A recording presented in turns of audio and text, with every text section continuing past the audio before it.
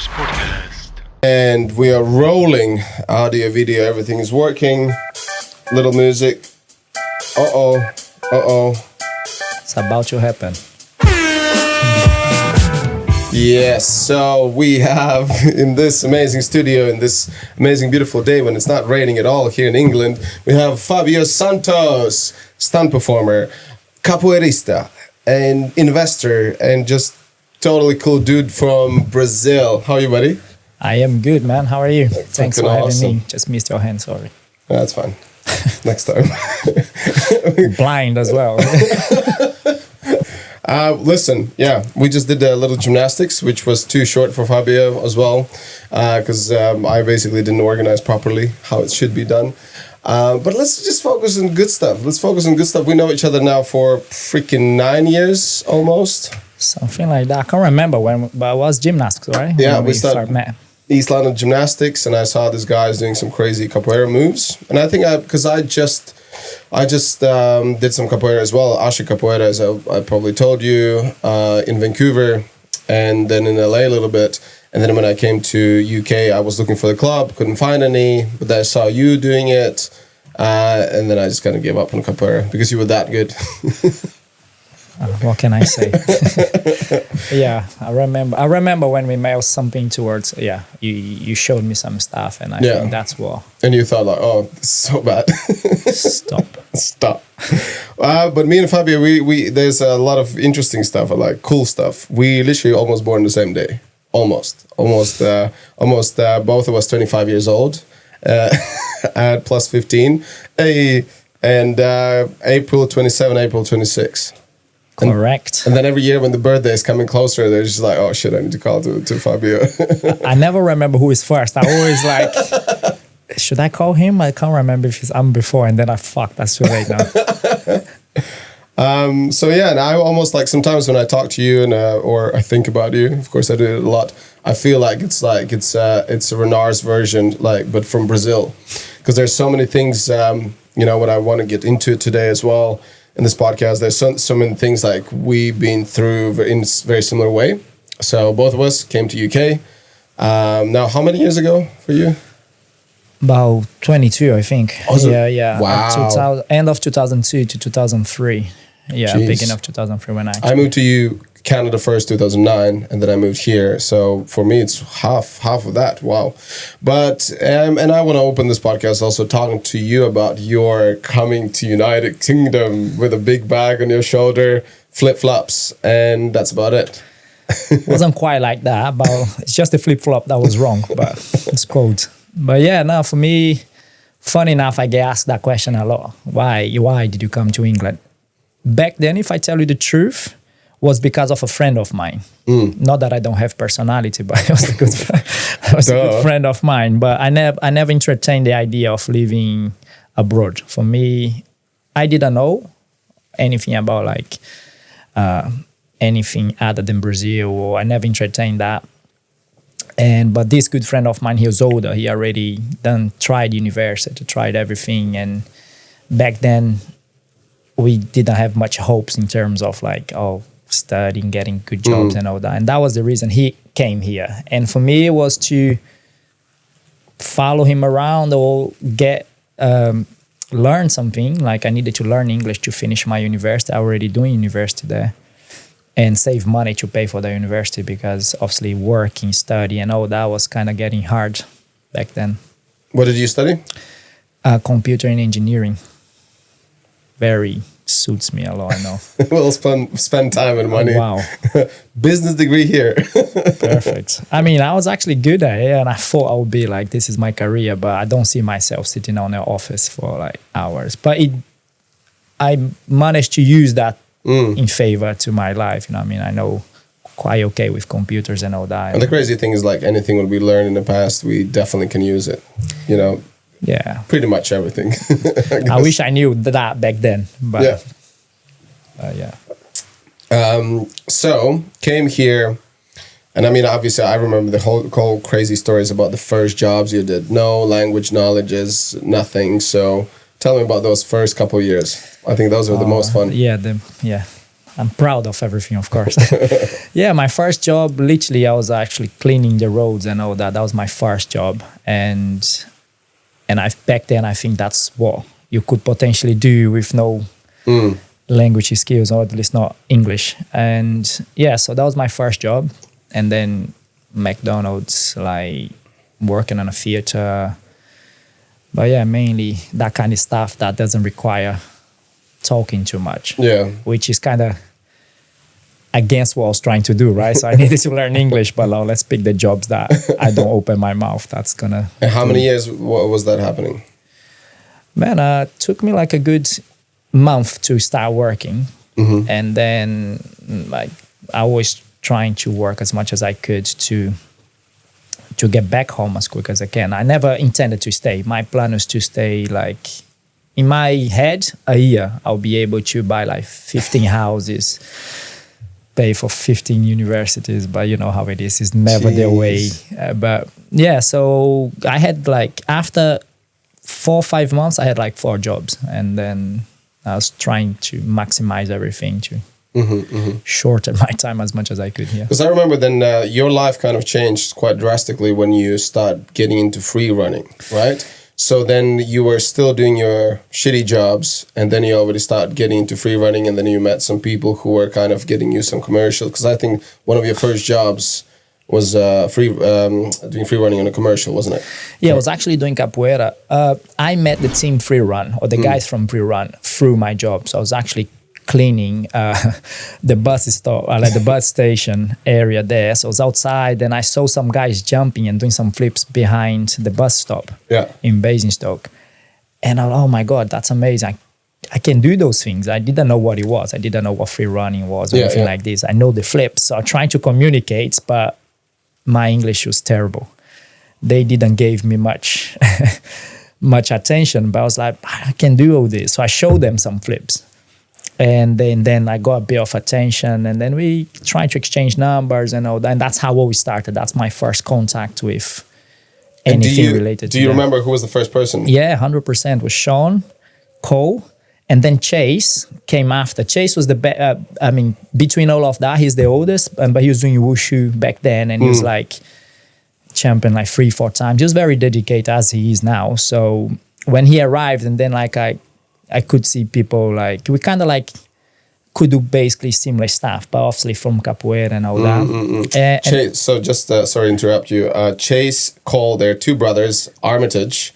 That's how you say his last name? Yeah, Armitage, yeah. And it's crazy. I worked with Cole actually just one time, and I remember we did a movie called The Death on the Nile, and both of us, we did the ARM. That's how I met Cole. But the crazy thing about Chase is like, I've spoke so much about him. I even messaged, like we exchanged with messages online, whatever, but I never met him. I literally never met him. He's a legend on what he does, you know. And he's on top of it for listeners. He's been Mark Wahlberg's stunt double for how many years now? I don't even know how many. But yeah, crazy, amazing. He was one of the main pioneers in UK for the free running, wasn't he? Yeah, and in the world. I mean, he set a lot of people up for learning and that kind of stuff. And I have a lot of respect for him. Yeah, so shout out. Oh no.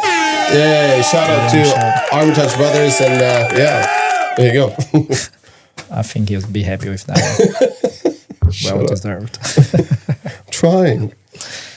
Okay, so and then you kind of met them, and then you just start hanging out with them, start training with them.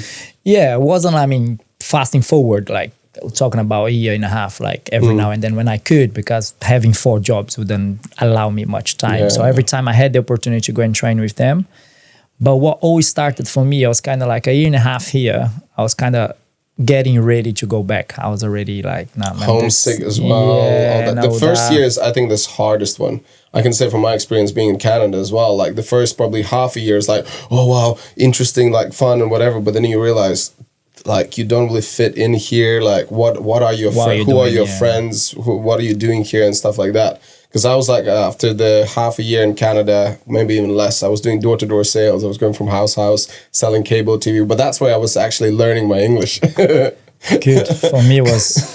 Because from very beginning, I said to my other Latvian friends who did like labor jobs, I said, listen, but like, lucky for me, I already had some decent English because I studied business and whatever. But if I would be in your place, I probably would do the same thing. So if you don't have English, how you can go and sell stuff? Yeah, it does inspire any confidence, right? Yeah, exactly. Selling already is hard, even if you do speak the language. And yeah, no, I appreciate that. Cool. Okay, so start doing, and that's it, just to give a chronology for that. That was the year 2003 or something? Was more. So I get here beginning of 2003. I left Brazil to end of 2002. So I went to, I can't remember, Spain first for a week or 2-3 weeks, I can't remember. Then France, and then I end up here. But my goal was always here. My goal was to come to London. So started free running around 2005, I guess. Something, between that, like we started, I didn't even classes free run. I just learned the tricks of free run. For me, Capoeira was always my background, but I could do stuff. I was like, I can't do this. That's my thing. I always look at things, I can do that. If he can do it, I can do it. So that was always my attitude towards many things. Many times I learned that I couldn't. But free run, I got into that around that, full 2004, 2005. But I was very independent, even though I was training with the guys. I was going for a lot of castings and all that. What changed my life was that first casting. It was actually Capoeira. And I, not even knowing what casting was, a friend of mine, Nathan Barris, I think you heard of him. He's quite big on the stunt industry as well.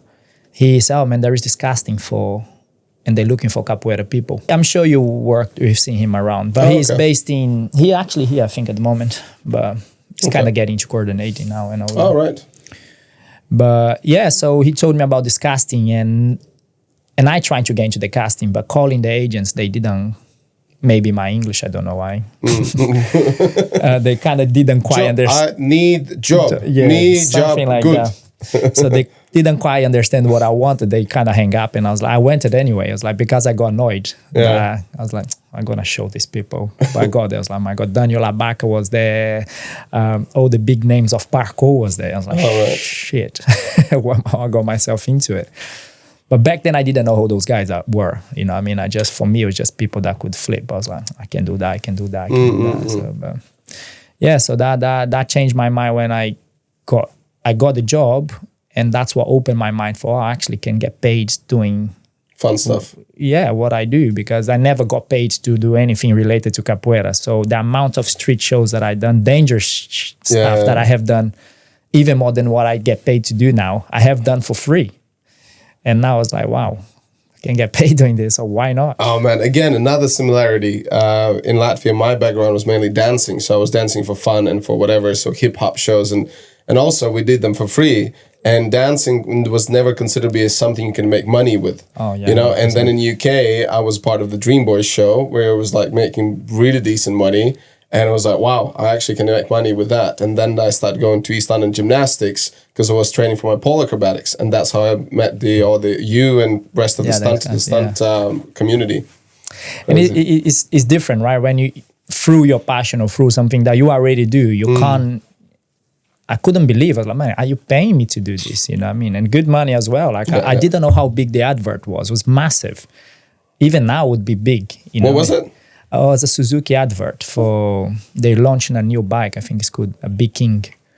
But for me, I didn't, even when they called me to say I got the job, I wasn't even excited. I was excited just to tell the guy that I got it. Yeah. But I didn't know how much it was. I didn't clock that. Why that many people? I was in Pineapple Studio as well. Yeah, and you know, all the big stuff goes there. So I got there. I was like, oh, what's this? And then I got there 299 people. So it was the last one. I was like, I didn't even understand what they wanted. So I was just standing there looking. Do you think we can find that commercial? Yeah, I think I'm going to feature it and hear what we're talking about it. How much do you get paid? Oh man, I can't remember per day. I think it's the usual what we get today daily to record, but the buyout was over 10 grand. Nice. And then as the first thing you couldn't believe man, it, like 10 4 grand. jobs. Wow. I didn't even make that money in 2 years that was here, you know what I mean? That's like awesome. let alone, and I was so naive as well. I did like 23 hours of overtime and didn't charge because I thought, no, I don't want to bother them.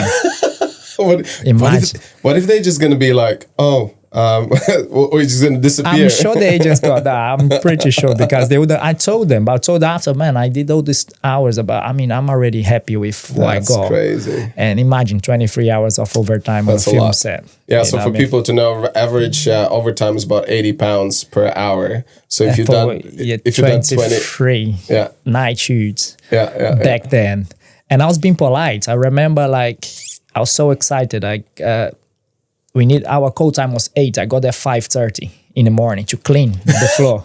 What? Yeah, I was cleaning the floor. And then the director come in, saw me cleaning, had a massive go on the old ADs. How can you leave the start? Why did you clean the floor? Because you just needed for you to perform? No, because once you see the commercial, you're going to see what it is. It's an abandoned warehouse. Right. And the floor is like soil. It's like grass, grass, everything is really dirty. Yeah. And I wanted to do barefoot.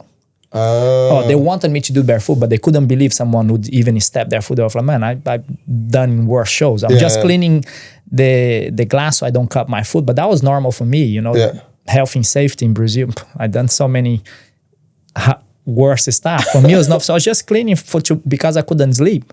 I was in Malaga by the beach it's only one person as well. The whole commercial was about me. Oh, wow. And doing capoeira. So I was like, wow, couldn't believe. So I was there cleaning and they almost fire the ADs. Wow. Because how can you leave the staff? I was like, no, it was my, I'm fine. I'm a professional cleaner. I got 4 jobs cleaning. So I'm probably better than them what they're doing. Fabio Santos, professional cleaner. I know, I should have mentioned down there. That is so good. I love that. But I think I've seen the commercial. Was the car white? No, it's a bike.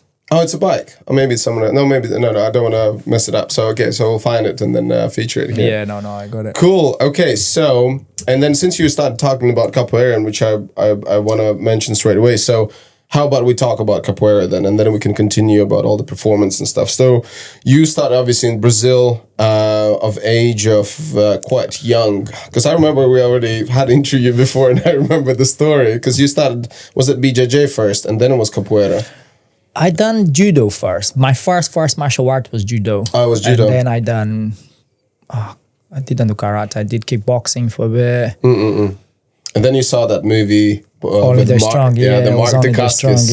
Because I said it's just influenced and inspired so many people around the world to do capoeira. It's insane. And it's funny that now we do this and we realize how much better it could be. But the story and the whole I think it meant to happen because I saw the film. I seen capoeira before, but I never gave too because much. no one showed it that way. And also like Mark Dacascos, whose martial art background was totally different. He never done capoeira. If you look at now, he's not as a capoeira. No. But you can but still you can appreciate that someone would actually go and learn, at least the basic moves, the basic stuff. Yeah. So some acrobatics. So if you look at his ginga, which is like the main step for the capoeira, how would you call it?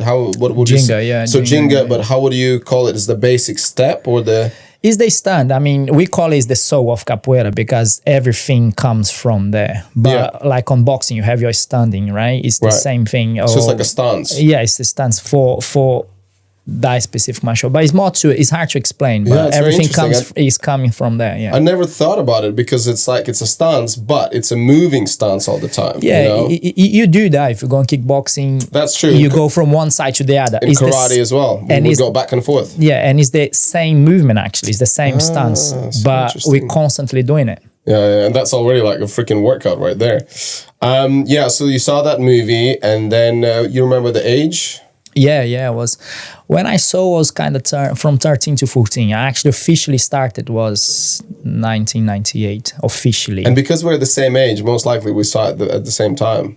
Could be at the same time I saw it as well. Yeah. But the only difference is like in my little village, there was no capoeira schools or anything. But for you, obviously. In Canada, right? Where you started? No. I lived in Latvia. No, but you started capoeira in Canada. When I was 26 years old. Oh, no, I started when I was officially 13 to 14. Yeah.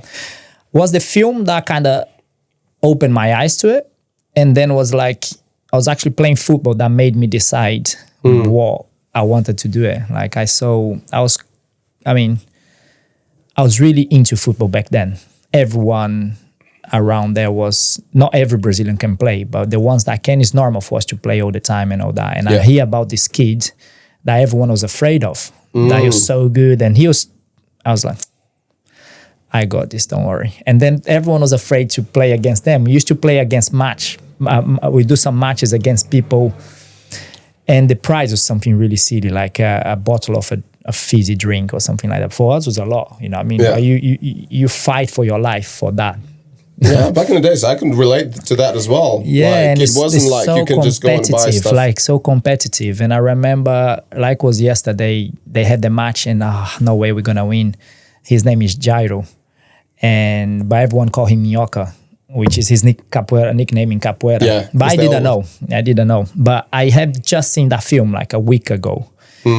And then we went to play this match. I was like, guys, let's do it. Don't worry about him. I'll take care of him, blah, blah, blah. And it turns out he was actually really good. So we both like going toe to toe to each other. I can't remember who won. But what changed my life was he did a go and he did like a kick the moon. As if it was nothing. And when I watched the film, for me it was like, yeah, it's a film, you know. I mean, it's all fake, it's all staged. It can't be that natural and all that. I never see someone doing a backflip in front of me before. And he did as if it was nothing. Of course, I pretend it was nothing as well. But in my head was like, he's not only good on football, he's actually do cool shit. I love that. It's like your poker face, but inside your head, you're just like, fuck, he's so good. Damn it. He's my hero. But he was 10 years old, and that was he was tiny. He was like probably 5'0". Yeah, and 5 foot in a hat. Yeah, but anyway, so at the end of the thing, I went there. I was like, I need to talk to this guy. I think he would be very cocky about it.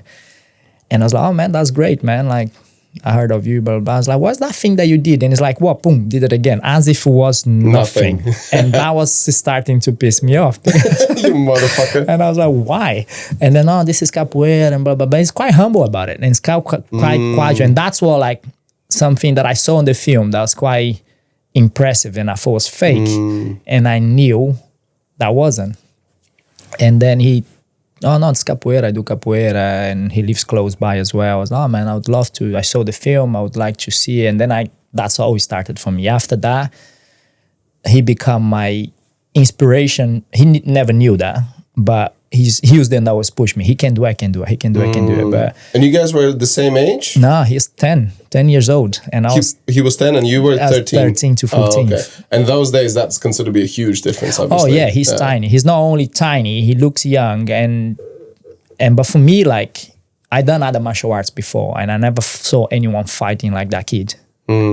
And he's so trouble as well. Like, I mean, do you still in contact with him? Yeah. Some of the videos that I train is on his house, so that's why. So we can get his photo and stuff. Awesome. Yeah. We're gonna put some to show your inspiration. And it's annoying because he doesn't do capoeira for 10 years, but every time I go there, we play, and he's still amazing. Wow. Why did he stop?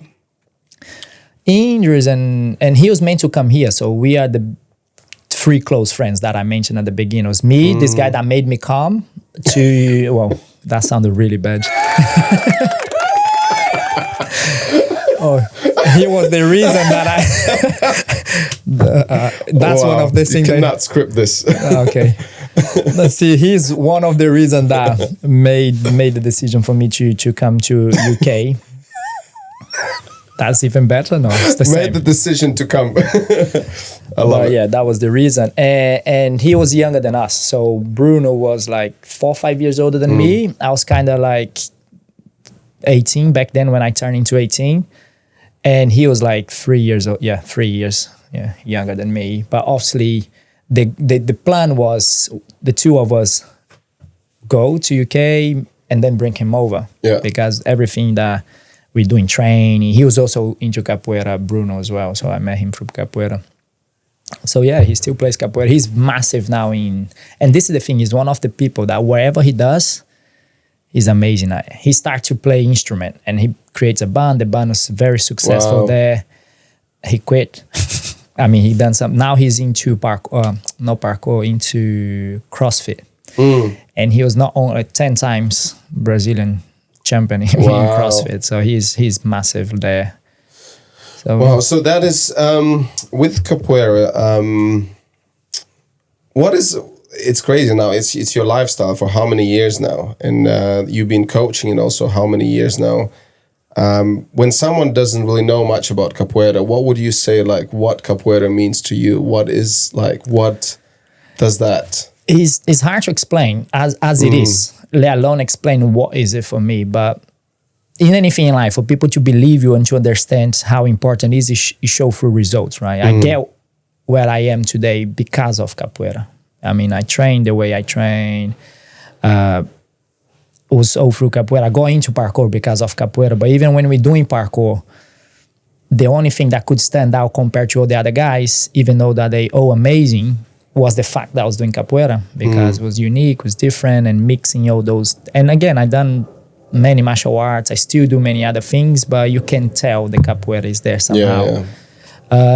And yeah, man, for me, it's my life. For me, it's not just a sport. It's a way of living for me in terms of what taught me, like the whole thing about not giving up, and we all been through a lot of stuff through our lives. And every time I needed like comfort, capoeira is where I would seek. I would go there and find and relax. One of the great things about capoeira as well, it's probably one of the only martial arts when you don't need anyone else, and you can go fully practice, and all you need is a floor, grass, whatever. Like, you don't need nothing, you know. Equipment-wise, no, yeah. Yeah, you don't need equipment. And how much do you, I would say, believe or agree with the history of capoeira? Do you stay also with the idea that they start doing capoeira because they wanted to practice the martial art, but they wanted to hide it from the whatever their slave owners, whatever, back in the days in Brazil?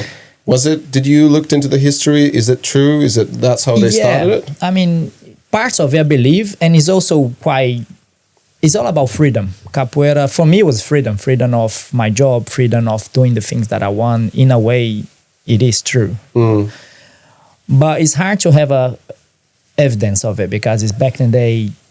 It's not like today you got a phone that you can just film it. But the history says that, like, there's always that debate where it comes from. Like, the slaves came from Africa into Brazil. That's history. We all know that. And there is the debate whether they already was doing capoeira there, or they created here as a form of learn how to fight and all that. Kind of rebellion stuff. The story is that, Is there any history evidence that there are some, in Africa, some countries where they do capoeira for a long time? It's not the drums and the format is that, of course, it evolved in Brazil. It developed in Brazil. It was one of the instruments that they used to fight against the slavery and all that. I love to call the name of the instruments berimbau.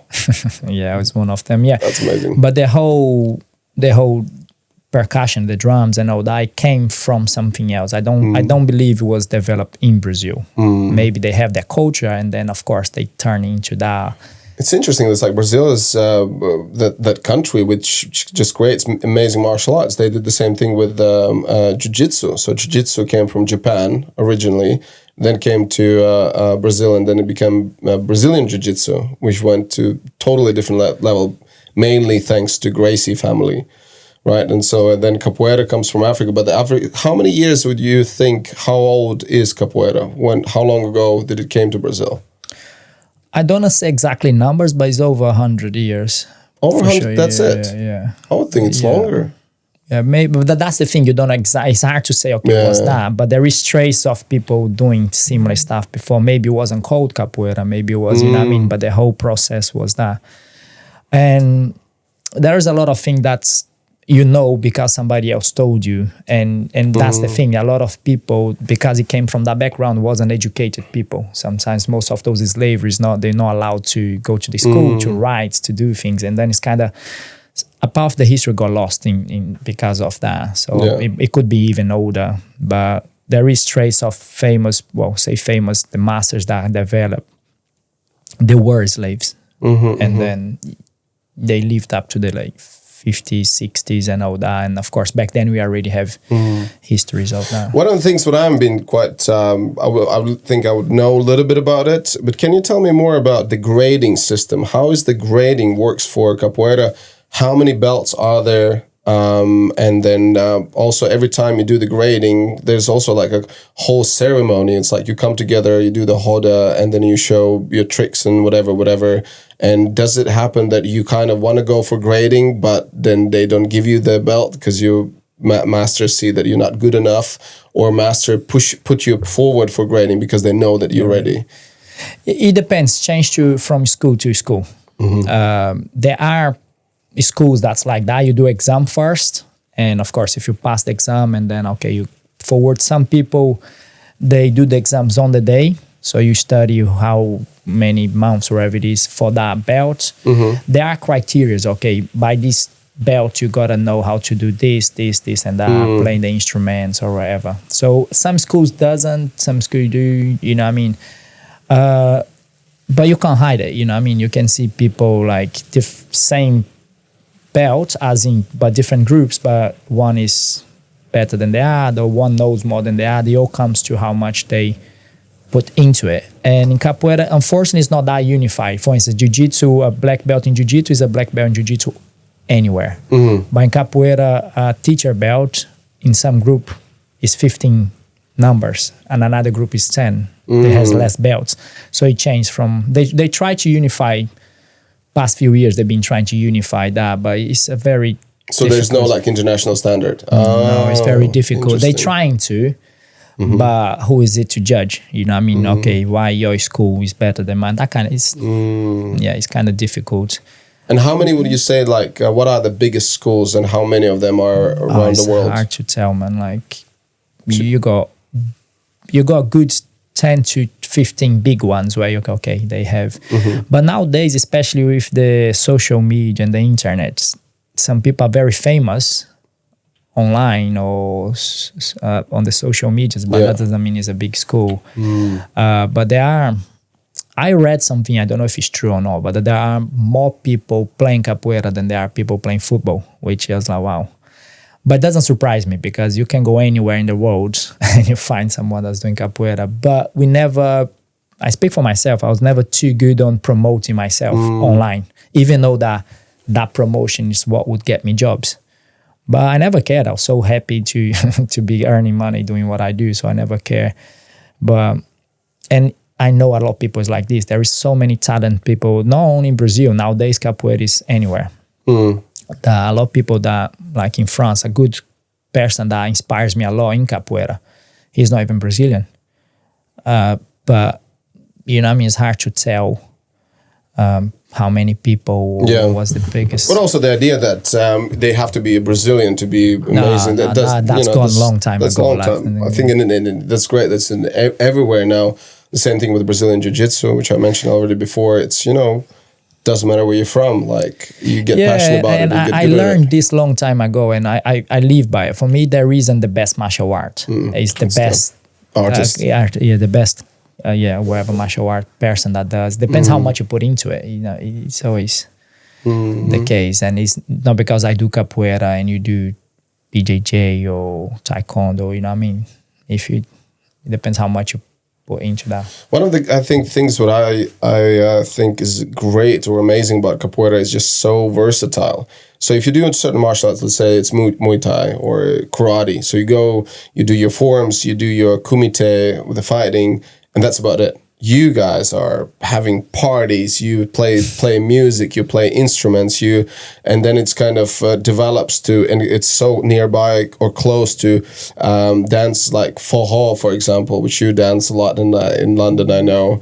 Then what's the samba? Yeah, it's huge as well. It's kind of like when capoeira, when they have like a festivals or whatever, like you see capoeiristas doing their thing, and there's a samba there, and it's like. And that is so embedded in that Brazilian culture, right? And it's beautiful when your kids can go and learn all these things, and even if you're not a good singer, eventually you're gonna get decent singer just because you practice all the time. Yeah, it's anything, right? So wherever you practice, the discipline always pays off. But that's the deal. Like when you mentioned about forró, a lot of stuff is not part of. That's why it's so hard to describe capoeira. For me, I was into forró. I wanted to learn forró, and the way for me to learn forró is practicing. But I was teaching so much that the only way I could do part of my warm up, I used to play forró for me to be able to get the rhythm. And then my students go into it, and then it become a thing, okay, on our socials after the part. And because that's the thing, is part of our culture, as you mentioned, we're very friendly, always into like socializing and all that. And that's one thing, like we always say, capoeira, there is the beginning, but there is no end. Once we start, it doesn't matter. And I've been doing for 28 years. My teacher's been doing for 40. And you look at like, it doesn't take that long to learn wherever the movements. Yeah. You know what I mean?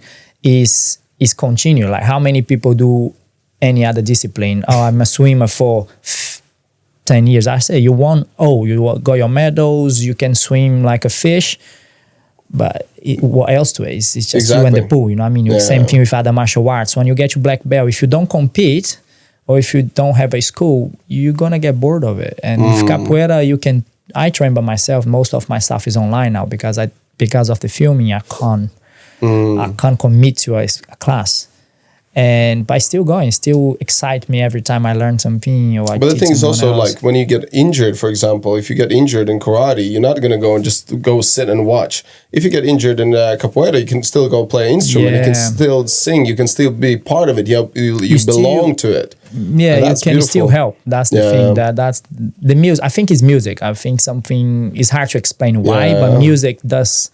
You can be as tired as you are, but you get to a concert and you hear a song that you like, your foot started to move, something goes, you go. And the same thing with capoeira.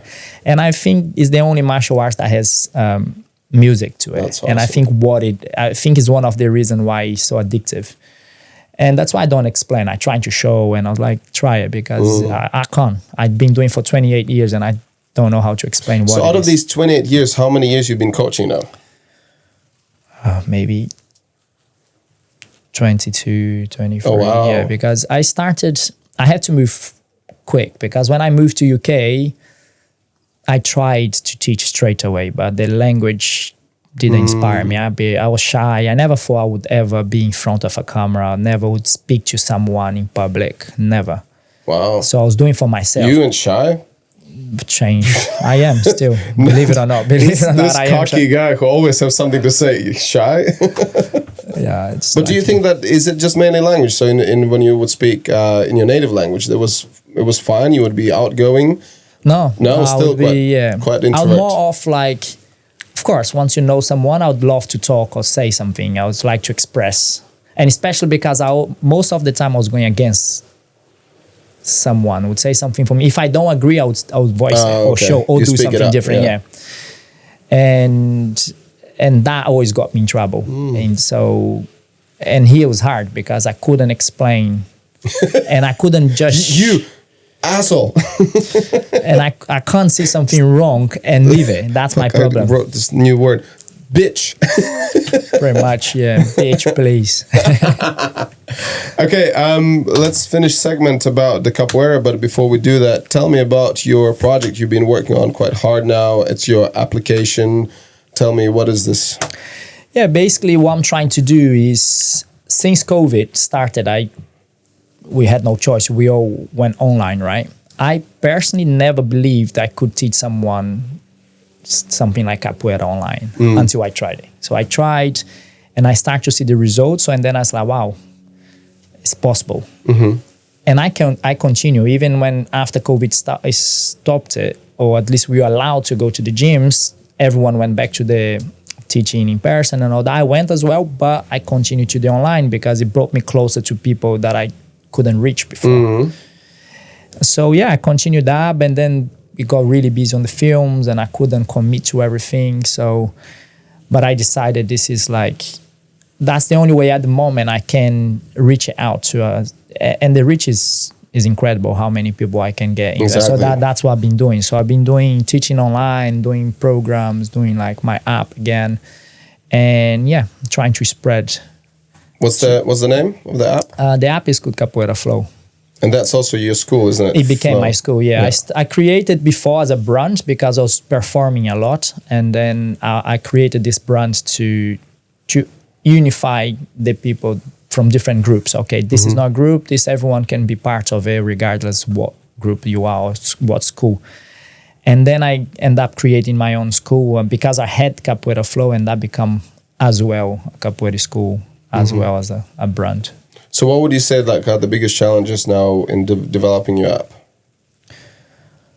It's still the same challenge as it was before, showing people why capoeira is good, why I rated it so much, why I've been doing so much. And even in person is difficult, because imagine online, get the people to get themselves motivated to train. But now fitness become quite popular now, right? And after COVID, people started to see the benefits of training online, save your time and all that kind of stuff. So I think it's time. I think it's time for people to go over that barrier that you can't learn something if you are not and go with the flow. Very much. Wait.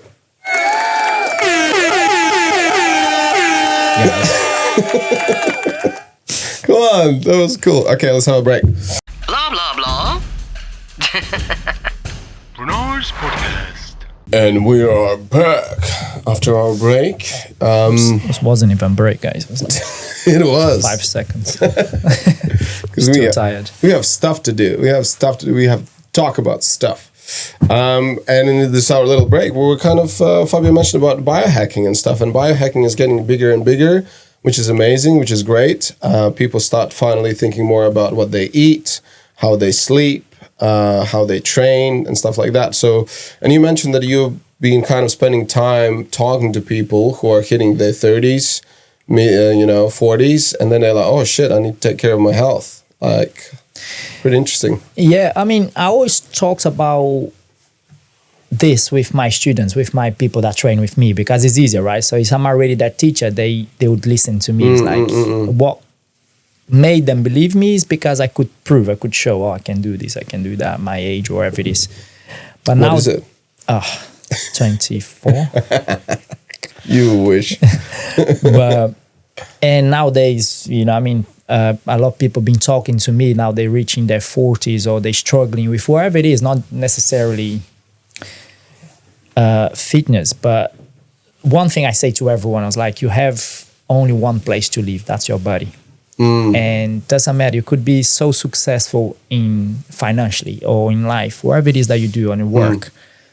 But if your body doesn't follow through, man, you're gonna get tired. You're gonna depend on wherever supplements, drugs, wherever it is to keep you going. So you can't really help someone for too long without looking after yourself. And it's so easy in a place like London to get carried away with the normality of the busy lifestyle and all that. So it's something that I always talk to people. But back then, I would talk to people that asked me or wanted to listen. I never went out of my way to try to reach more people. And now, because of the whole app, the whole online stuff, you kind of have to do that kind of stuff, you know what I mean? Because you have to not just show, but you have to say. Some people have different ways of learning things. Sometimes some people listen, some people need to see results or things like this. Just so you guys know, 40 years, both of us. Come on, do it. Oh. Do the biceps. Yeah, go to the chopper now. But you're right, and I noticed that I start talking to people more and more about that as well. And it's interesting, and I totally agree when you say that's the only house we have to, And once in a while, I ponder and I kind of entertain me with this idea: how much would it cost to buy certain things? Obviously, like the health, and I'm not talking even about that, but about skills. Like, how much would it cost for you to learn how to ride a horse? Just go on eBay or go on Amazon. Does eBay even exist anymore? I don't use eBay anymore. So on Amazon, go and buy a skill, how to do this, how to swim, how to do high diving from 10 meters. Because every time I do my high diving, people are like, oh, you crazy. Or you're just so talented. Dude, you didn't see how many times I smashed myself from 3 meters, 5 meters, 7 meters. I saw it. It's done it. It's true. But the idea is that, I'm so glad that I'm surrounded by people like you and me that learn all the time new stuff. And one of the secrets for people to stay stronger and healthy is to learn new skills all the time. That is super important. To keep learning, keep exercising your brain to new stuff. Just don't stop. But this is like kind of a further thing, but simple things like food, supplements, what you mentioned before, exercising. So many people finally start opening their eyes a little bit, but... Yeah, and unfortunately they learned it the hardest way, right? When they started to see like problems, health problems, and then they're going to find out. But the thing is, sometimes the people that are trying to educate them, the doctors or whatever, is even worse. You know what I mean? You go to a doctor that's telling you to get better lifestyle. They fat. They don't know what they want. Fat. And why, how dare you think that? And you why have to would stay I listen? big-boned. Yeah, why would I listen to someone that's trying to... It could be true, but I wouldn't listen to it if I don't see him doing to... It's so good, why not doing to yourself? Yeah. I'm too busy working. But you're not even saving lives if that's all your job. That's, you know what I mean? But for me, you're talking about the skills, and nowadays there is no excuse. You know that phrase that everyone hears, like surrounding yourself with successful people, you become one of the people that you surround yourself with. Back then, for me to be around people that train all the time, maybe I have to move my town. You're coming from a town that maybe not anyone was into sports or do things like this. Same for me, like I never have... For me, to doing sports, I need to go against everyone because it's important when you're a kid, but you're never going to live off that. So nobody supported me when I wanted to quit all my 4 cleaning jobs to do capoeira. Oh, that ain't going to go nowhere. Go and study something like be a lawyer, be this, be that. But the concept is the same. But for me, nowadays it's so easy. As you said, you jokes about how to learn. Today you can. Yeah, you can do Today everything, you want to train. Let's say you want to train fitness or whatever.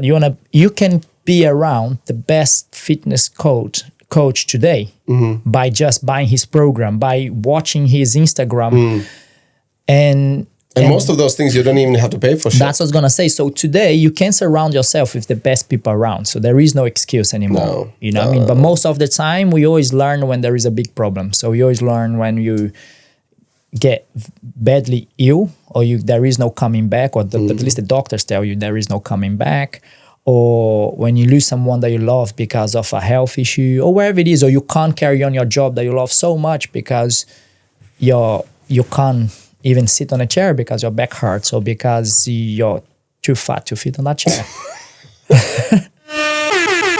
Too fat. So yeah, so I like to talk. Like I want to talk to you about this. What we also discussed today earlier about how people love to find excuses. How people, when they meet other people, they say, well, they complain, they want to be noticed, and like this. And we both agree, like we just walk away from those people. And it's just like what I'm kind of curious and peculiar is like why people find that they need to, share with that, and they kind of justifying why they're so shit or whatever. I don't like trying to get that attention, like, oh yeah, I didn't do this because of that fault, because of this one, because of that happened. And I'm like, why are you wasting your time and my time? I get it. I understand that, and I agree. I agree in some ways, but sometimes we got to look for the others, for their point of view. Like why? Some people don't know any other way. They've been taught that, okay, this is the way, so complain, you're not doing, or if I'm not so talented, or if you didn't come from Brazil, you can't be fit, or if you didn't come from Montreal, you're not going to be able to accommodate to that. You know what I mean? So it's always excuse. It's always something like this. But guys, one thing that taught me a lot was like, I learned the worst way possible, but that's what made me get where I am. Life is not going to stop because you're having a bad day, because you didn't get that job that you want, or because your neighbor is better than you, or he doesn't deserve, but he got the job that you want. Or regardless if that's true, the problem is still there. You didn't get the job. So you got only 2 outcomes. You either face that and either go and study, go and get the resource that you need to achieve what you want, or you can keep complaining. And I guarantee life is going to carry on. That person is going to get richer, is going to get better what they do. And the problem is still there. So face the problem as it is.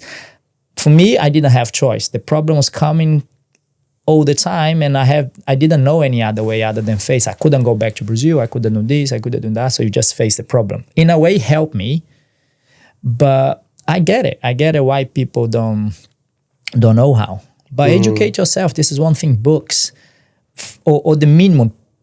I think 3 things for me. For me is the environment. So you have to change your environment. Okay, you're trying to change yourself. Having people that haven't changed themselves around you ain't gonna help, because every time that you're gonna cry for help, they're gonna just, yes, kind. They're not gonna tell you what you need to hear. They're gonna tell you what you wanna hear it. 100%. And that ain't gonna move you nowhere. And to change your environment, no excuse. You can look on the internet. You can train, you wanna train capoeira with the best person. You can search online. I can give you the address. Capoeira Flow. Capoeira Flow. I just wanna do that. Capoeira Flow. Or you want to use the best nutritionist in the world, you can. Capoeira Flow.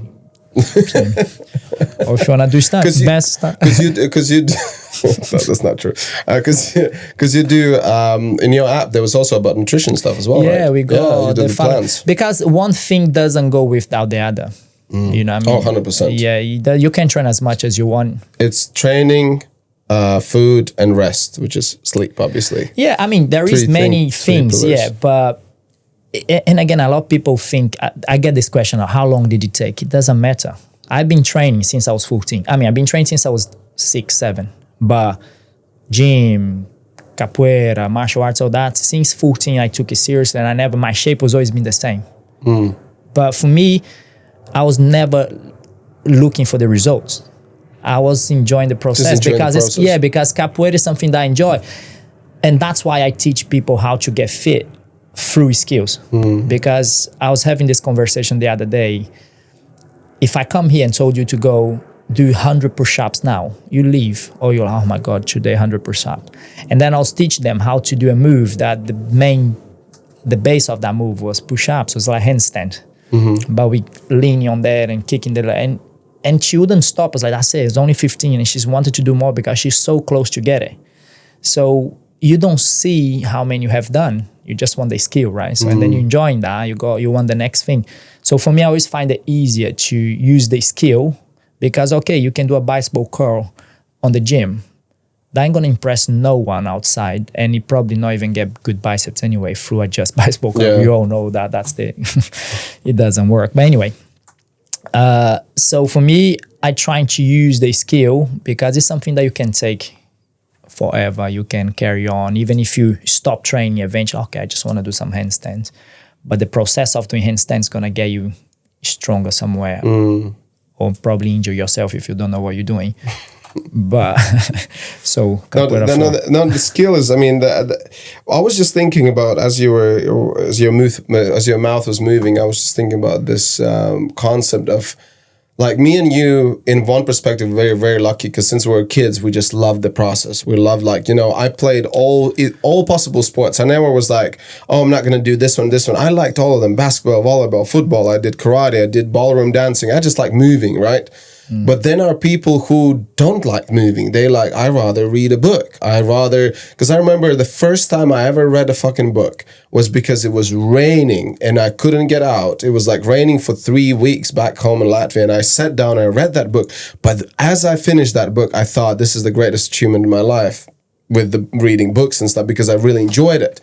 So it's almost like you need to give opportunity for people that they can try things. Right, so deep in my gut, I knew that I want to do cross country skiing, and no matter what it took me, my dad didn't want to buy me skis. I bought myself. I organized everything myself, and I did it. And I knew that I wanted. But so many people are like, I don't need that. And then when they're older, they pay for it.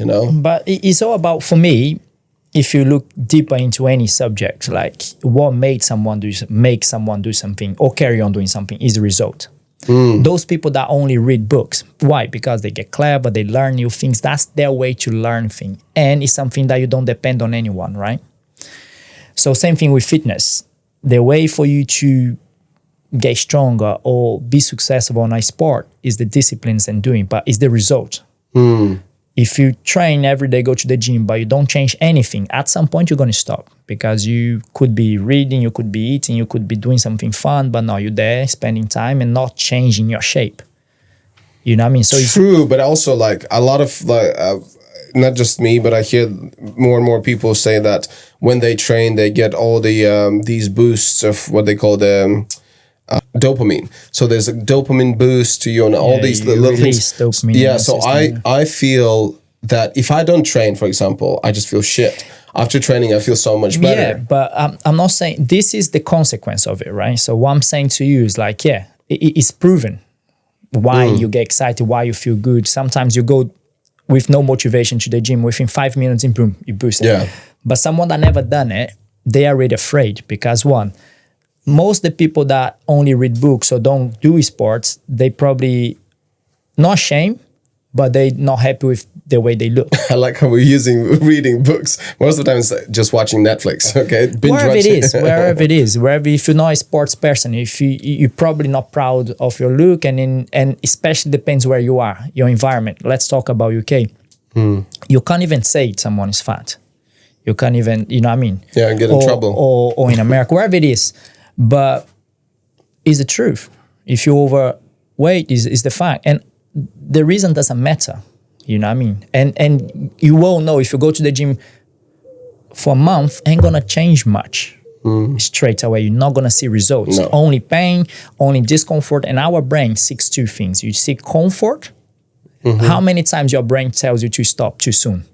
You can be doing your push-ups or wherever it is. You probably could do 5, but on 3 that's too much. No, I can't do it. Or wherever it is. You know what I mean? For me, it was the same. Reading books. But I didn't know, I don't even know how to say I was dyslexic when back then. I didn't know it was a thing. But I couldn't read 3 pages. I would, but I read it or listen to books nowadays, but that was my alternative. And I love it. I do like at least, my goal is 1 book a week. You know what I mean? And I drive all the time. So I use that time to read or wherever it is. We're very lucky now. So podcasts, everything, we can get so much cool information. Either way, I'm getting the information, I'm learning. That's the thing. I'm surrounding myself with people, like I'm studying marketing now. So I could get either the best marketing person, or I could learn myself. So I was like, well, why not do it? Eventually, it's going to get to the point I need to hire someone to do it, but at least I know the process. You have some kind of understanding. So yeah, because if you hire someone, same thing. And for me, the sports was the same, is achieving. For me, I was always being competitive. So I use that in my favor. If I see you doing something, he can do, I can do as well. And if you do better than me, and I always been, you know what I mean? It got me in trouble many times, but that's what I use. Some people use something else. Sometimes, you got to go to the gym. I don't like it, won't change. It's normal. I understand that. But finding something, and again, sometimes even if you eat well, it's already more than enough for you to have a better lifestyle, you know what I mean? But do you know that? But if reading is your thing, read a book of fitness then, and that will change your mind if you love to read so much. Lift those books. Yeah. All the books you read, you should lift. Yeah, do upside down, do a handstand and read the book or something like that. But yeah, it is interesting nowadays. Like we're talking about what makes people change. And a lot of people think I'm special. I am kind of in a way. Mentally. We're all special. Yeah, come on. But yeah, I had this so much. You have this physique because you're from Brazil. I was like... You don't know how many hours I spent training. And it's not even for that's the thing. I don't need to train nowhere near the amount of I train to be where I am physically. Yeah, because our biggest problem, me and yours, we overtrain. That's our biggest problem. That is the problem. Because, you know what I mean? I always found training relaxing. Is where I go to, if I have a problem with someone or frustrated with something, training is where I relax. And that's where every time after training, you feel much better. Definitely better than before the training. Yeah, which is crazy. But someone that doesn't do that, maybe their way of relaxing is go do something, read a book, go and travel, which is valid. You know, I mean, wherever it is, it doesn't matter what you do to feel good. But if that's not helping you in any way, the problem of you not training is still there. The problem of you not looking after you is still gonna follow where that you live in UK, live in Brazil, live in wherever it is, or don't look after that. Eventually, the bill will come. Yeah, catch up with you. But also, like, I love the analogy for, as you so earlier you said about, like, this is the house we have, right? But also, like, just like with a house or with a car, like the car analogy, if you put a shitty fuel in a car, what's going to happen? Car is not going to work properly. If you're not going to maintain car properly, if you're not going to clean, if you're not going to change the oil in the engine, what's going to happen with the car? Yeah. It's going to go to shit. So it's very funny, very peculiar for me that people don't understand that if you're not going to sleep properly, if you're not going to eat properly, if you're not going to train properly, because the training, like, let's say 3 times a week, it's a must. There's just no way around it. So it's a very interesting that also, like, if you remember from your school, I don't think we were taught so specifically and said, listen, if you don't train, you just going to get sick. You're just going to... you don't know the reasons. Yeah, we just did it because you had to. It's part of the discipline. Yeah, right? we said, you train, it's just for fun. We just, but if you don't want to have fun, you don't need to have this fun, right? But it has to be embedded, and, like, hopefully one day when I have my kids, that they would see that being physically active, it's just, there's no way around it. You have to. That's it. And I think for me, I was lucky that I was sports, especially group sports. It generates that competitivity, and that's important. It's a social aspect as well. And I see nowadays the kids and all that. All they do is, if there is a problem, they run into their room and play the video games, wherever it is. But then when you go to the world, if you're gonna live in another country, or if you left to deal with a situation by yourself, you don't know how. And the thing is, like, the world is also very weird because all those people grow with their screens attached to their face. They don't even, like, it's not like they don't know how to talk to, but they don't even talk to each other.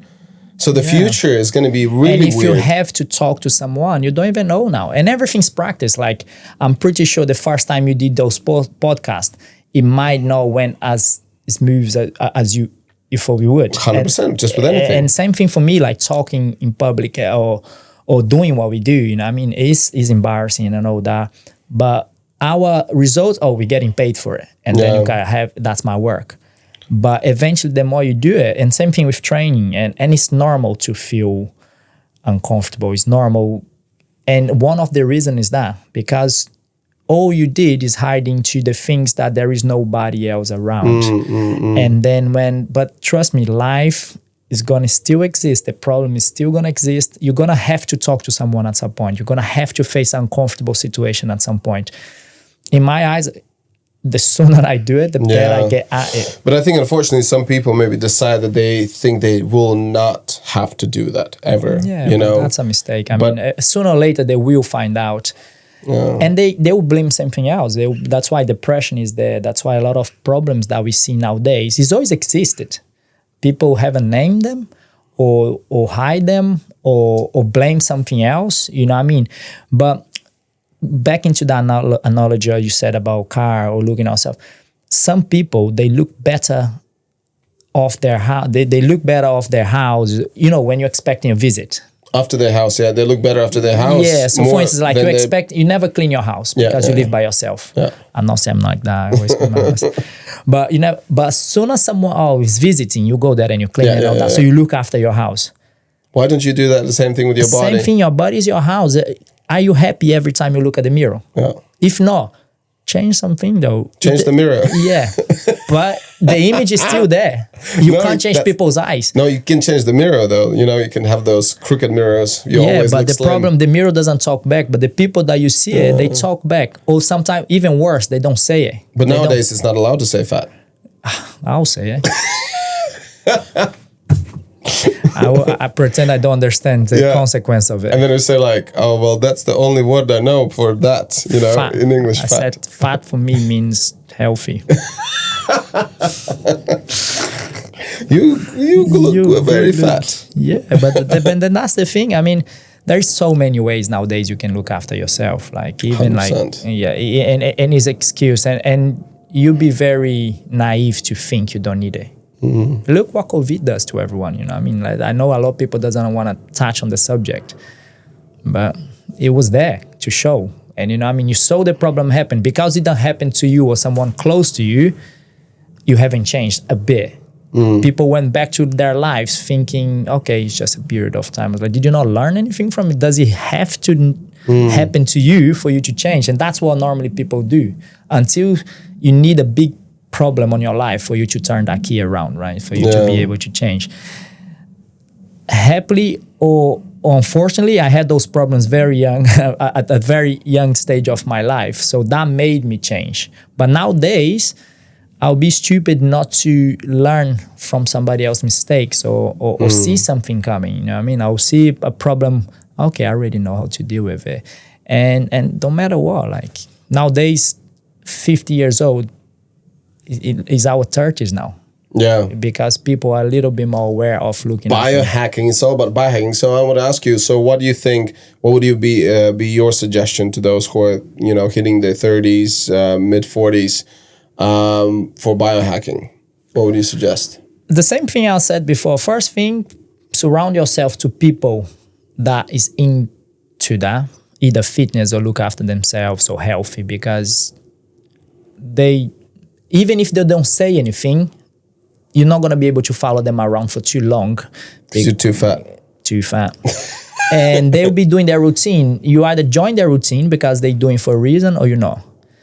So you already changing your environment is a big thing.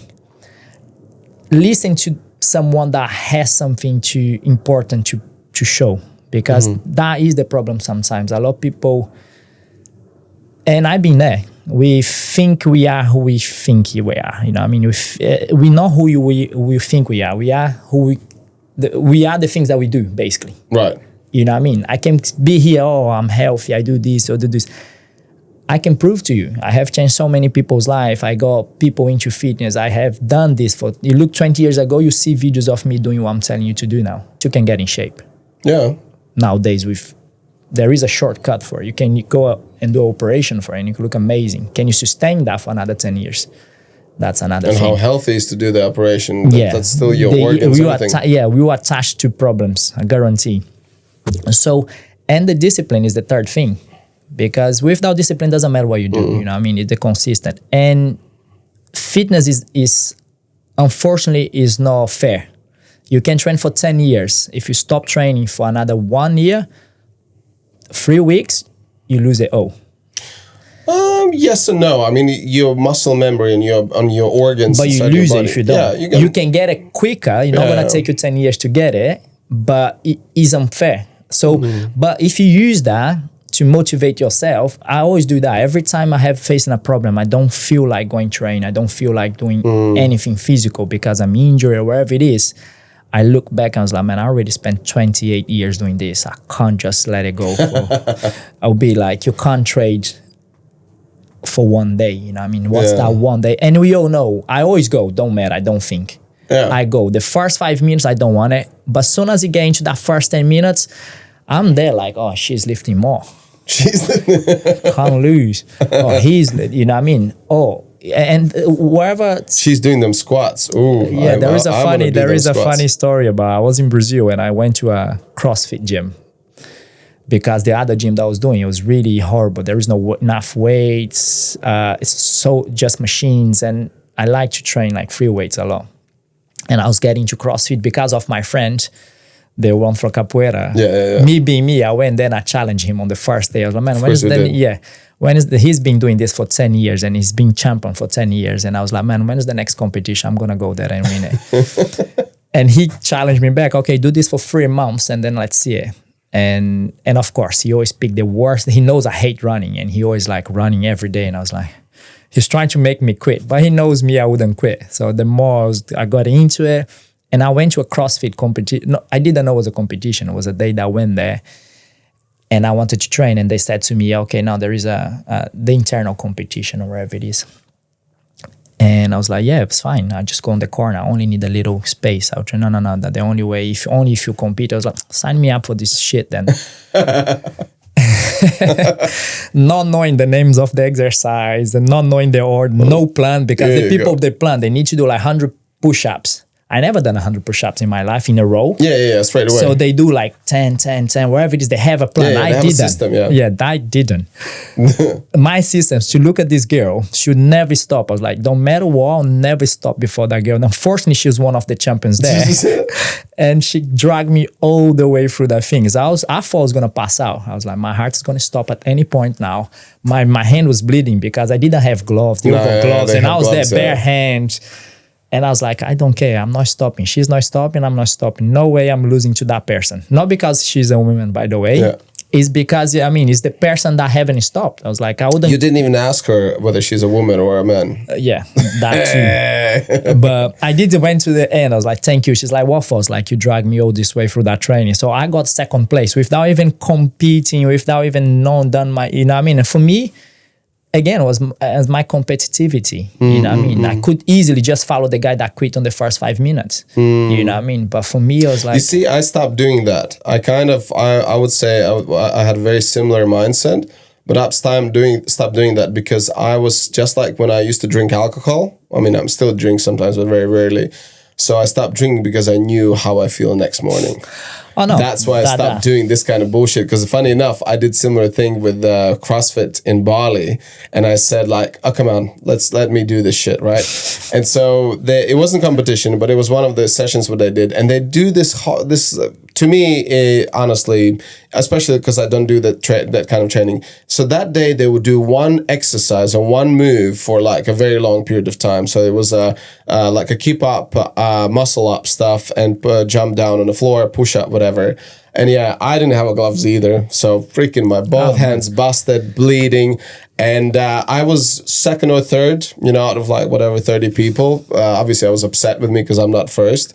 And then, but next morning, everything was hurting. Because obviously I'm not used to doing that kind of stuff. So that's why I'm stopping. I'd not advise anyone to be like me. It got me so many problems. But the only reason I did was because that woman on the reception that said I could not train unless if I'm competing, and no way I could compete. And I was like, what do you need to compete? Or you needed to sign up and you need to know what you're doing. I was like, cool, I can sign up now. Knowing I'm doing is another thing. But for me it was that. But my anger, like same thing with stunts, same thing with many things, is when people say no to me, especially when they say no without giving me a reasonable reason. I'm just imagining about your dating life. When people say no to me. Bitch, You please fat don't bitch. say. Have you looked yourself? Don't you even dare to say no to me. Yeah, not in my face. but that's the thing for me. I don't advise, but that's what I'm saying. A lot of people they see anger as a bad thing. For me, as long as I'm not doing something with anger or I'm not applying anger towards something towards you, I think that's wrong. Right. But that motivates me a lot when people say you can't do it. What's the difference between anger and stubbornness? It could be angry stubbornness. Yeah, I'm both. That's the problem. No, I think stubbornness, like when you see something is not benefit, the drinking. Like I would never get into a competition of drinking because I know I don't like drinking something stupid or nobody get me to do anything that I don't want to. Mm-hmm. I wouldn't do something just because you egg me on to do something. Yeah. Unless if like fitness I done, I know I hurt myself on that day, believe it or not. Like my hand was destroyed. And I hurt, but I wouldn't stop. But this is the whole thing, like, man, I don't quit until I'm done. I'll quit because I physically couldn't do it anymore, or mentally, wherever it is. But that is not even a healthy mentality. That's not, you need to know your limits. You need to, exactly. You know what I mean? And I learned this the hardest way. Broke my back, done all many injuries and things like this. But this is who I am. And took me a while for me to learn that. How many surgeries have you had? About 6, 7. Fuck. Yeah. But that's the thing. And that's another thing. How many people come to me? Is already time to stop, right? Like, no. That's when I'm going to get going. Because that's the thing. Like, if the first bad thing happens to me or difficult thing happens to me, I quit. What am I saying to myself? You know what I mean? And... okay, and this is something that, of course, I don't expect anyone to be like me or do the thing. I even advise, don't. And this is me teaching. One of the reasons that I've been going online is to do that. I stopped teaching for about a month or about a year. And I saw so many people saying wrong things, teaching people, and using the name of capoeira. That was like, that ain't right. Like, people say a lot of things, oh, capoeira is like this.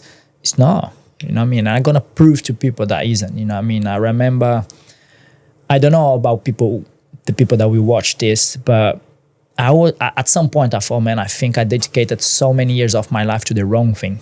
Because every time on stunts, for instance, when I say I do capoeira, nobody respected as a martial art. It's a dance. isn't it? It is.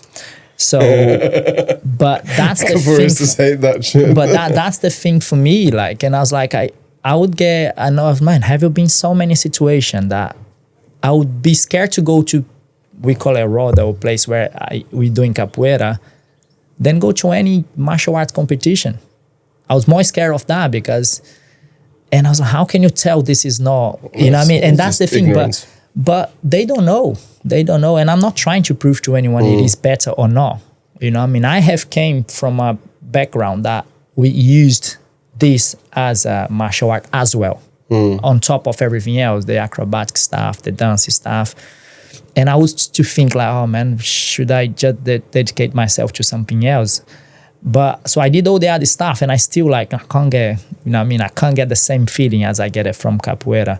And nowadays, 10, 15 years old, those same people that judged me or for capoeira, they ask me for advice. And I was like, man, this is capoeira. If you have listened to me like 15 years ago, maybe you wouldn't be so fat. No, I'm joking. But it's not about like the determination. That's the thing. Once you start something that you enjoy, you don't want to stop, right? And that what it was for me.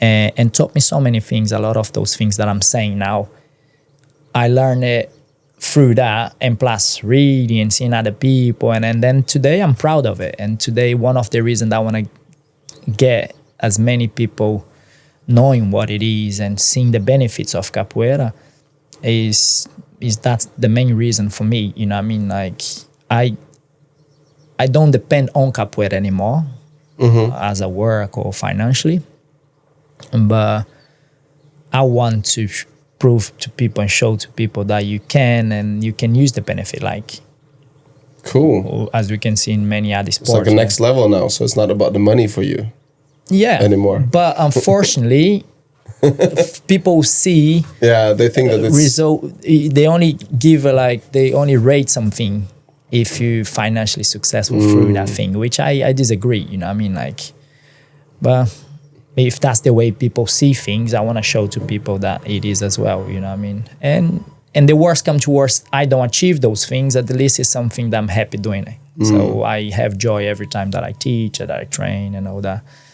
And yeah, I think my advice to people is just find what they enjoy physically, if there is something there, and try. It doesn't need to be as much as anybody else do. Doesn't need to be, and as you said, you don't need much. 2-3 times a week, if you do it right, the right amount, with the right guidance, you'll be fine.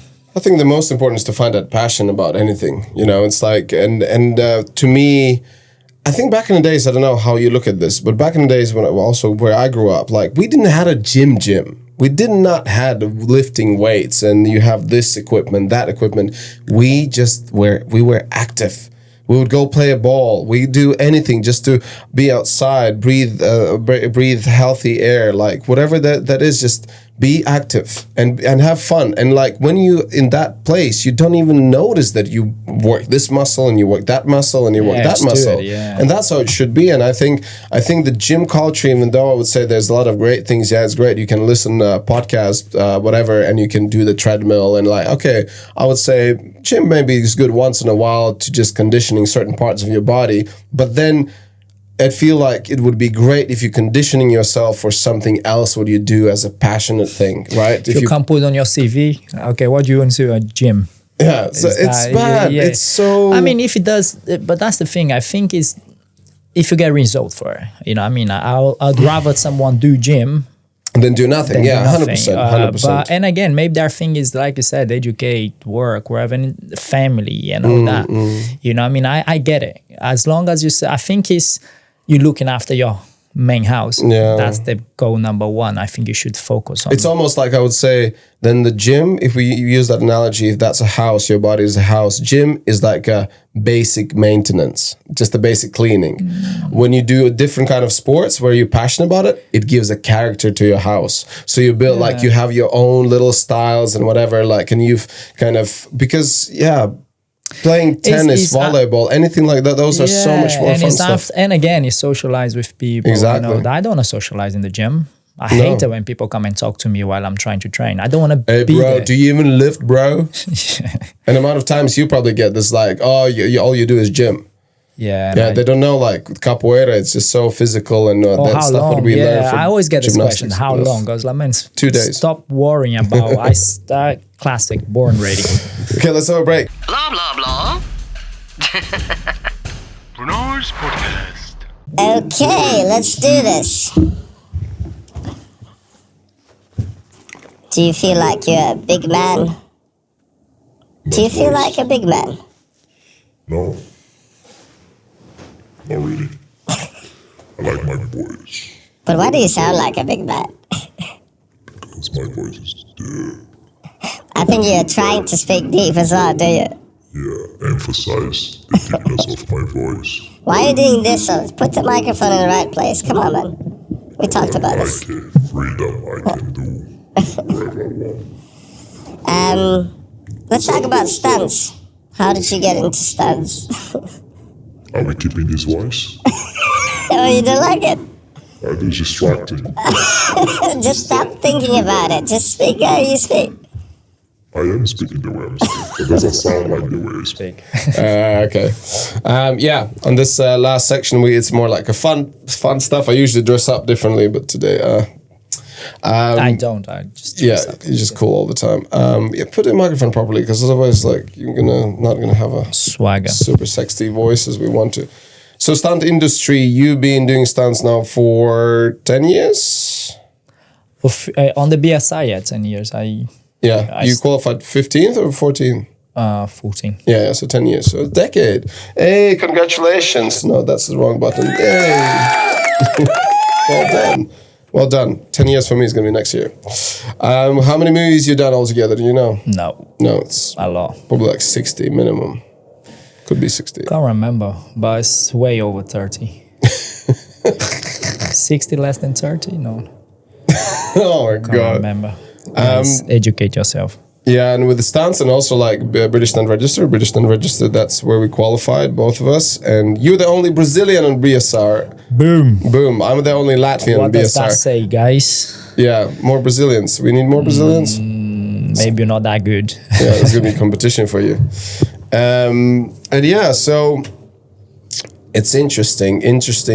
What I love about stunt industry, honestly, and also doing this podcast, it's great. I had so many stunties being my guests, but all of them, they have a different kind of thing they do, right? So it's like stunts, that's what unites us. We like different stuff, athletics and all that thing. But like, for example, for you, obviously, it's a huge part of what you do is capoeira. But I love how I'm just going to steer away from stunts, actually. The other thing, what you've been doing for a while now is real estate development. And how long it's been now?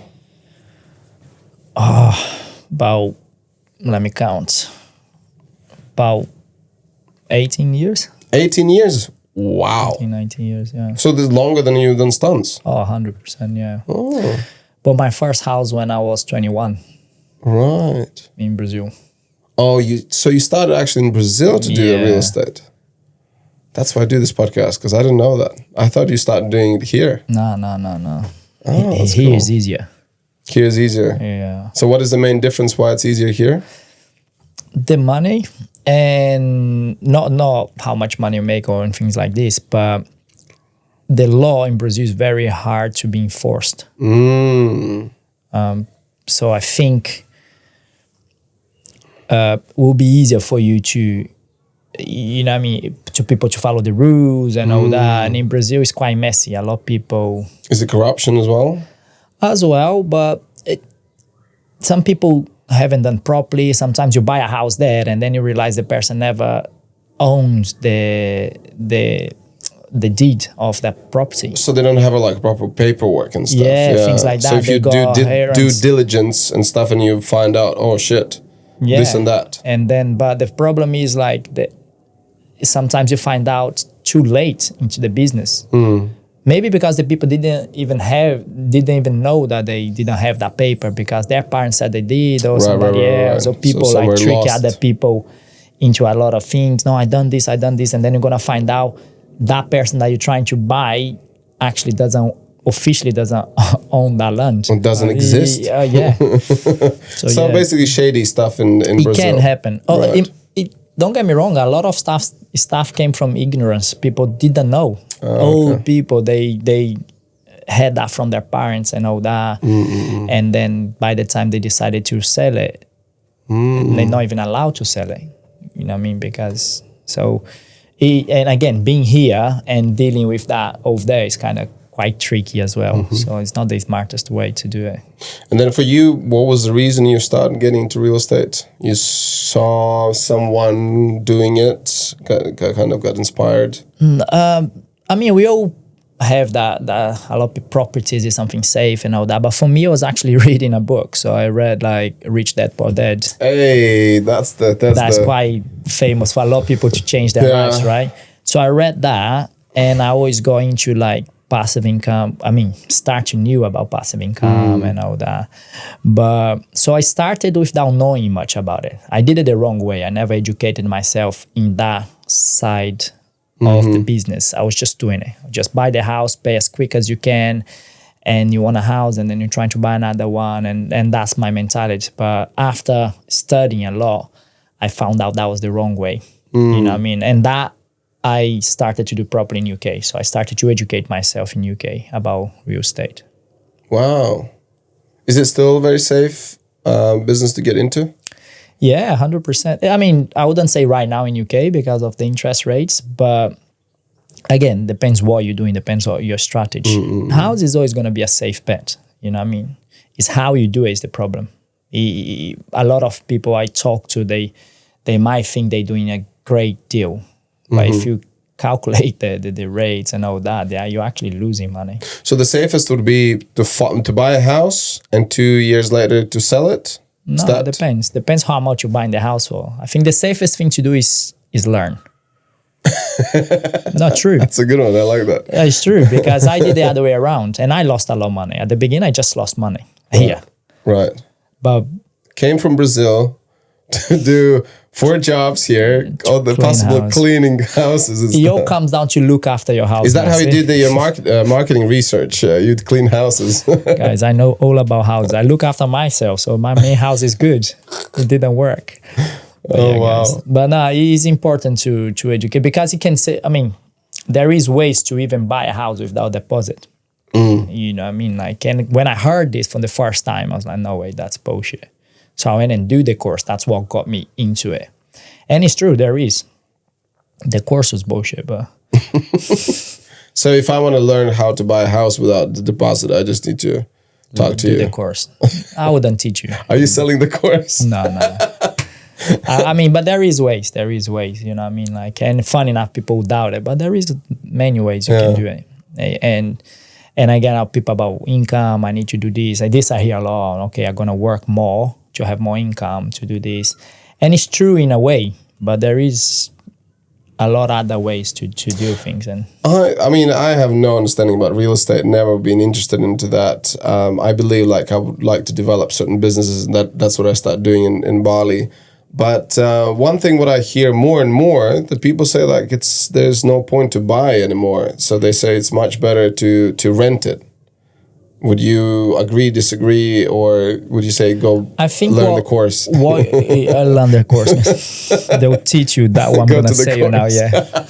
By the way, I'm not getting any commission on the courses, guys. But go do the course. Now, what it is, I think what I'm trying to say is that it's not living on the place that you buy to live. That's what I think they meant. Sometimes you living in the same place that you bought as an investment is not good investment. Right. You know what I mean? But don't get me wrong, if this is your dream or this is the house for your family. Yeah, that's different. That's different. But if you think about business. If you're looking at investment, buying your own house and living there, most of the times, and again, there is exceptions. You know what I mean? Depends on how much you bought it for, how you got the house and how much you're paying. Well, what we're saying is like you get much more money buying the house with the minimum amount as possible as a deposit. Is normally in UK it's 25% for you to be able to rent it. So if you put 25%, but a lot of people think, okay, let me put as much as I can. Instead of buying one house and put 100%, you'll be much better having 4 houses, basically. You know what I mean? 100%, yeah, 100%. 100%. And not your house, I mean. And this is this is what I think they meant. But it all depends. What's the reason? It all comes down to why you buy. If it's an investment, renting is much easy. Is financially is better if you buy, rent, and with the money that you make from that investment, you rent somewhere else, because you can always move, right? Especially for as you do, for the things that you're gonna do. Like, let's say if you have to move in 6 months, you can't just sell the house straight away. But if you rent it, you can. You know what I mean? That is, again, one of the reasons as well. So... definitely need to go do that course. Yeah, go and do the course. Educate yourself. But funny enough, I did like 3 courses, main courses, which I physically went there. I used to travel. Main course. What did you have for appetizer? I was doing... So all those courses that I had to go physically there, I learned reading 1 book. Oh, okay. Rich Dad, Poor Dad. No, that was another book. Wait, you read another book? I actually didn't read. I listened to it. But someone else was reading for you next to your bed. I didn't have anyone to read. I wish. But oh god, that was the course. Someone just reads for you the book. The course is like you hire, so you buy the course and you get somebody else to read it too. Just come to your house and do a little reading there. Oh god. But I mean, at the end of the day, anything you want to do in your life, you need to do the course. Do the course do first. The course and look after your house. Yeah, exactly. That's what we learned from today's podcast. Oh, fuck it. Let's talk about stunts. I don't know. That's why you start. You're the one that jumped into that subject. I know. It's just, I like to show the versatility of the stuntman. Otherwise, they just say, oh, all you do is just training, whatever. Like, no. Look, he's done the course and 18 years done the real estate. Really cool. And capoeira and flow and stuff. Yeah. Yeah. And the stunts. What is I don't even want to talk about stunts, because like usually it's the same fucking questions. What is the coolest stunt you've done? Like, what is the most fun you've done? It's like, I don't know. I don't think of that was the funniest thing I ever done in the film. That's okay. Let's do the funniest one. Let's talk about that. What's the funniest thing you did? Don't know. I probably would get in trouble for. Well, then don't tell it. Then I have many listeners now. Yeah, it was funny. The problem is the people that listen to is they stunt people as well. So, and then I was, it wasn't him. There you go. Then there's a call to Fabio. Oh, did you do this and this? No. I don't know. It's like, I mean, but in general, our industry is just, there's so much fun. The variety and incredible, cool things. Hang out with our stunties. They're all crazy as well. So it's like... Everyone has a different...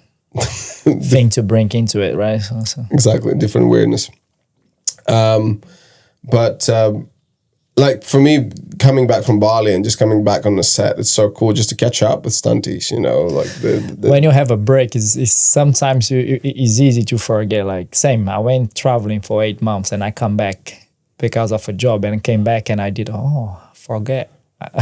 Things you forget things how fun it is and things that you do, and especially after you're done for such a long time, it becomes normal. When people ask, like they're so excited to hear, and for me it was like it's not excited to talk about it because it's nothing. It's normal for me, you know what I mean? But for someone that don't do that, for me, like someone talking about like their work, like don't know, they doctor, wherever it is. Oh, that's exciting. But for them, so boring. You know what I mean? Because they do that so often. Oh, let's talk about this kind of stuff.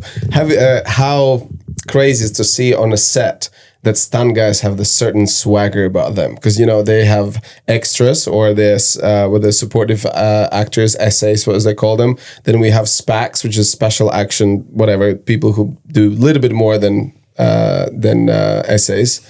And then stunt guys come. And you always look at them like a slow motion, like a swagger with a massive freaking backpacks.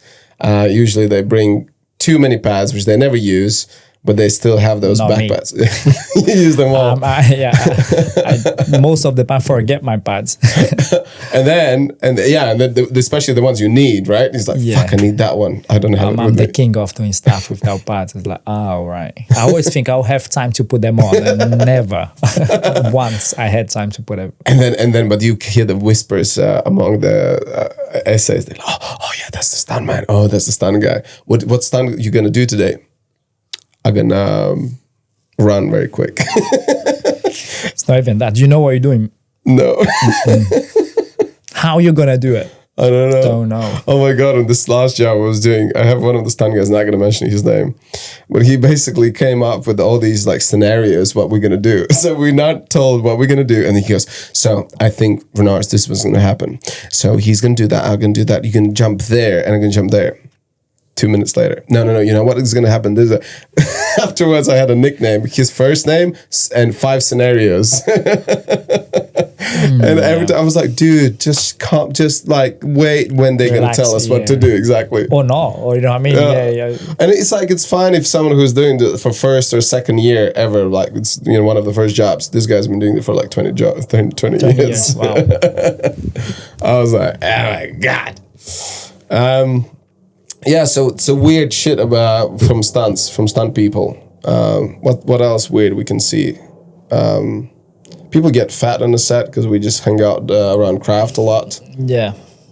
If you see someone in a gym, there's one stunt guy, I'm not going to mention his name. He was away for 9 months on a job.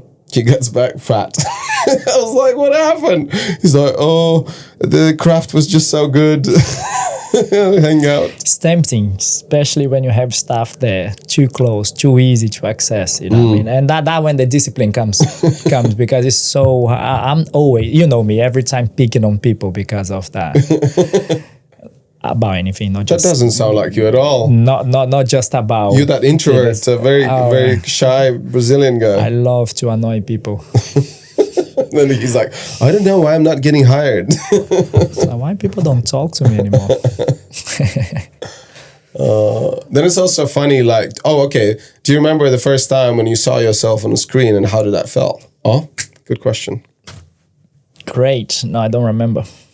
Oh, it's so boring. No, yeah, it was exciting for me. I think the first film that I saw, first thing that I did, I never saw it because it never got showed. But the first cool thing that shit, they cut it out. Pretty much. You know how it is. Sometimes you do 20 things and then it's like 1 second. It's so bad. But yeah, no, I was excited. For me, it was the achievement to be there. On the screen. Yeah, for me, like, you know, other people get way more excited than us because, my God. But it is exciting, but because you've done it so many times. But for me... The first time, though. Yeah, especially when it's something like, for me, like doing films like Mission Impossible and things that I used to watch as a kid. And I was like, oh my God, like those guys. And now I actually saw them next to me. They ask me something, you talk to them. Or nowadays, we even get to choreograph things for the film. And you're like, wow. You know, and I always like to look back and say, wow, I remember that. My first time was when I was watching Hitman's Bodyguard, and I got a speaking part in that. Really? Right? Didn't do stunts, just speaking part, right? And when my face came up on the screen, I was like filming with my phone, first of all, right? And it was just really weird. And the guy who was the cinema person came over to me like, excuse me, not allowed to film this. And I was like, it's me. I was like, that's me. And he's like, well, I don't give a fuck that it's you. You're not still blocking my view. But no, I can relate to that. I think you remember the whole commercial we talked about, the Suzuki one. Yeah. I was filming in Spain. Because that was the first time you saw yourself on a screen, right? Yeah, and the whole commercial was about me. I mean, it was the bike, but I mean, the whole thing was me representing the bike. I like that. The whole commercial was about me. It was only me. There is no one to share. Was that big like Fabio Santos presents? No, not really. Brought to you by Fabio. Yeah. Fabio Flow. But when I walked in a bar, we went for a capoeira event. Is that how the commercial starts? You walk in the bar? No, I was physically myself, not in the commercial. Went to this bar to look for my friends. I went to the wrong place. And They recognize you. The commercial was playing on this as I walked in. It was so funny because they played and everyone was looking at the screen. Oh, that's capoeira. And we were doing like a capoeira event next to the bar. So everyone, that's what those guys are doing it. And then one of my friend was there and, oh man, that's you. And then when they said that, everyone looked at me. I was like, oh shit. Sick. And that was like, that sensation was really great. But back then I was too shy. That wasn't like, for me, I never thought that would be, my life or eventually carry on doing that kind of stuff. But I related to that, which in film is different. Sometimes you do something really cool where you're proud of yourself, but you're not even sure if they're actually gonna show on the screen. You know what I mean? Like, it wasn't the first few films that I did. It didn't get as normal stunts. But after, when you do something that people can actually see is you. Yeah. And every time someone talks about this kind of stuff, like, you're not showing the show. My biggest one was the Kingsman. On a Kingsman, I get a speaking part together with Tomas Paredes, the Spanish stunt performer. Yeah. And we both were playing these like Russian, Russian cleaners and shepherds, way cooler. We were two Russian shepherds and just interacting with the Rasputin guy. I don't know if you saw the movie. No. And we were like having this whole interaction, whatever. They filmed it 2 weeks, the scene, we like kind of acting, kind of doing stuff. The whole scene got cut out. And I'm like, oh, we've been there so many times. That is so. And that's why when people ask, oh my God, like last mission I did 3 months and I never even go on set. No, I did get on set, but I mean, my part keeps changing all the time. No. So we need to, after a year and a half, we need to redo the scene. So, you know what I mean? But you think about 3 months. It's crazy. Traveling like 4 different countries and then people like, oh, so exciting. And I was like, really. That was mission impossible for you to get on a set. Yeah, we was. That was your mission impossible. It's so funny. Like, I mean, not regretting because we had the time of our lives. And the good thing is like we get to do the things that we normally would do here. But you train, you're getting paid to do this and you're training. And that's, for me, that's what's paid off all that training before. Right. And I don't get excited anymore for what they're gonna see on the screen. Is the fact that you're part, especially if you get your help. For me, I find it way more exciting when something that I help choreograph or fighting or something like get used on the film. Satisfying. I was like, that was me. Achievement. Nobody will ever know, but but you will know. It was me. The people that was around know. Oh man. Yeah, that is. I was working this year on one project as well, where I was helping to coordinate the fights. Okay, and that was very, very, very satisfying. The only problem was the project got stopped, and we never because got filmed of the anything. fights. Yeah, because they were that shit. But no. No, yeah, and it's different. Like for every job has their importance on the film, right, or anything that you do. But sometimes. Because we do things, we figure we're the coolest part of it. But man, you got a costume department, go the other departments, and it's just as challenging as well. Yeah. But for me, it's being able to do the things that I been doing regardless for into free. The next level. Yeah. That. To do for free. And it all comes down to do the course, guys. Do the course. Okay, do the course, guys. So, last couple of things we want to talk about: movies, people, books. Quickly, your 3 favorite movies. Time is ticking. Ting tong, ting tong, ting tong. Come on, give me one. Not favorite, but as important, like only strong for me. Like, because what made me get into capoeira. What are the 2 films? I don't know, because names, I'm really bad with names. Okay, well, try to explain me the plot. I will try to figure out. I usually have my laptop here, but this time we're kind of going on a whim. So improvised. Yeah. I don't know. Can't remember what film that I like the most. Okay, maybe you thought about it. So books. Definitely we can mention the Rich Dad Poor Dad. That's very important. All the books that I for me, it's not even liking the book. It's the influence that he had it for. So like, there are few books that changed my life. Like Rich Dad Poor Dad is one of them. Then the Goggins book. What was the title? I'm trying to remember. I was gonna send it to you, but I actually didn't. But that had a lot of influence because I was going through a phase where I needed something never give up or something strong, something pain, no gain. Yes. No that's gain, that. no pain. Yeah, something like that. Like, David Goggins, like that guy's crazy. and the funny thing is, I knew of his story before, but Really? I didn't know it was him that did the wow. book. So I had parts of the parts where he's on the army. Mm-hmm. I knew, I have read it, and I saw a documentary about it. But for me, and then I read the whole, but halfway through the book, that's similar to that same guy. And then because I'm not really great with names, I went and researched who is the guy, and it was the same guy. So Yeah, because his story was definitely like what you said, like inspirational, isn't it? inspirational about him not giving up, getting to the army, Oh my God, yeah. It's him being too heavy, too yeah. fat. You can relate, not the fat bit, but I can relate to the thing of stopping. For me, it was injuries. And one thing that always put me off was injuries. And I had not many, but the ones that I had was... You had one massive one. That was Yeah, I had the was back. that sciatica? The back thing, or Yeah, I had my back. That was my back. was that your back? Yeah, so I had not one, but 2 hernias. Is that how you say it? Hernias? Earlier today, he said I had a harness. What do you mean? Those are, one hernia, two second they hernia. meet That together. becomes harness. No, it's hernias.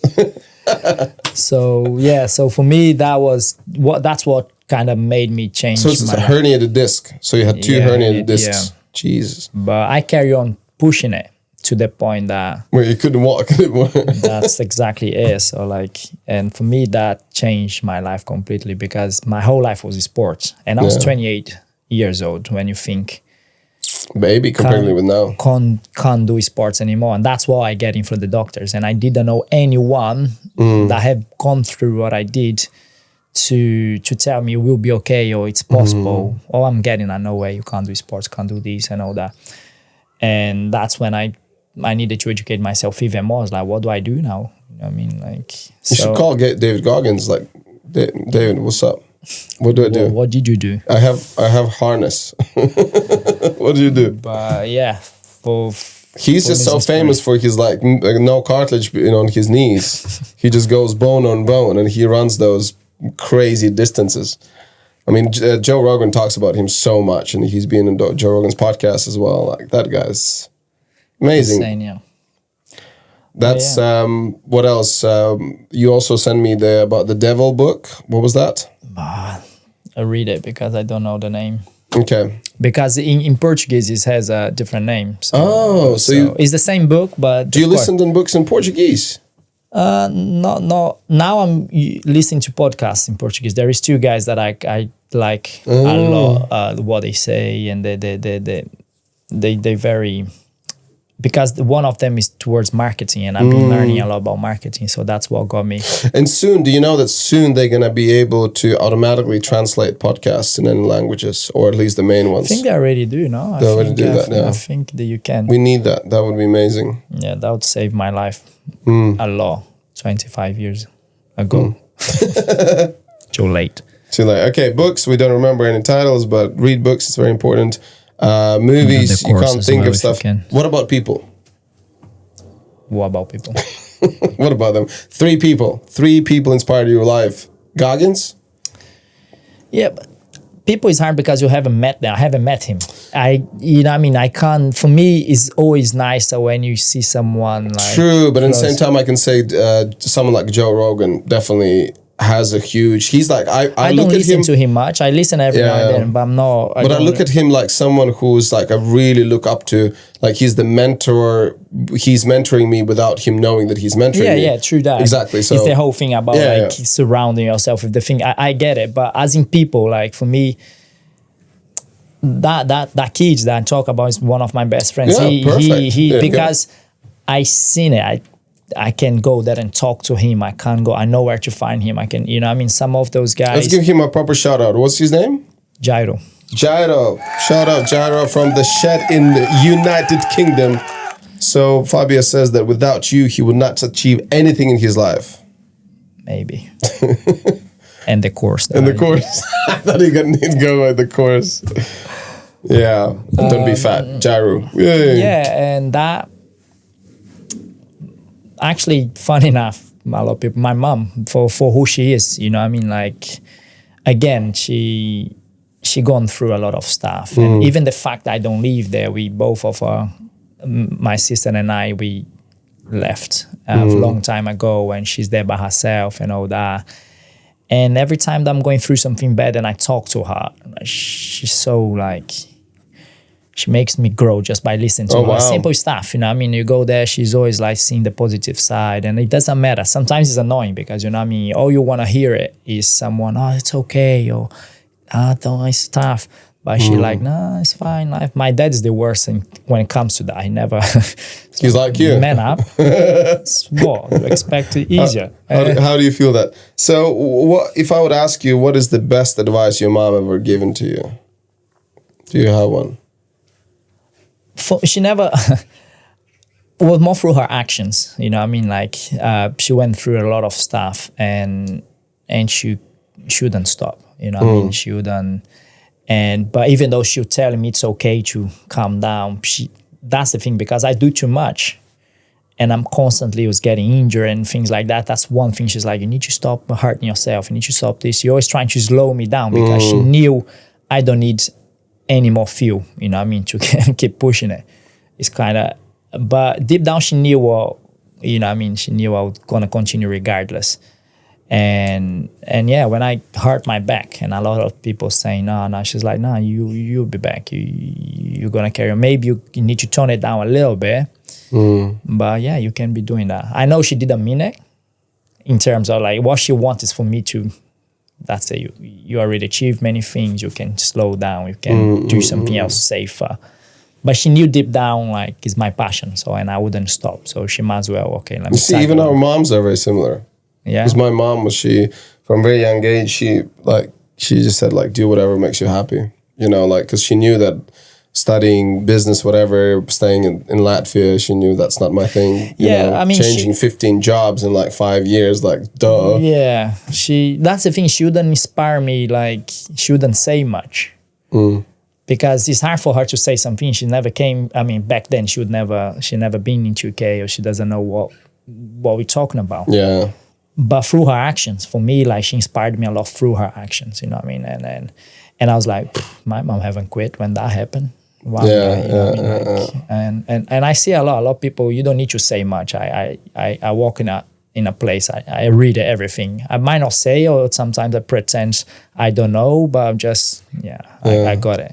It's interesting. I just thought about this. When you say, like, when someone would tell to you or to me about the quitting concept, it's like, you know, you're not going to quit. I don't even know what it means, like, quit.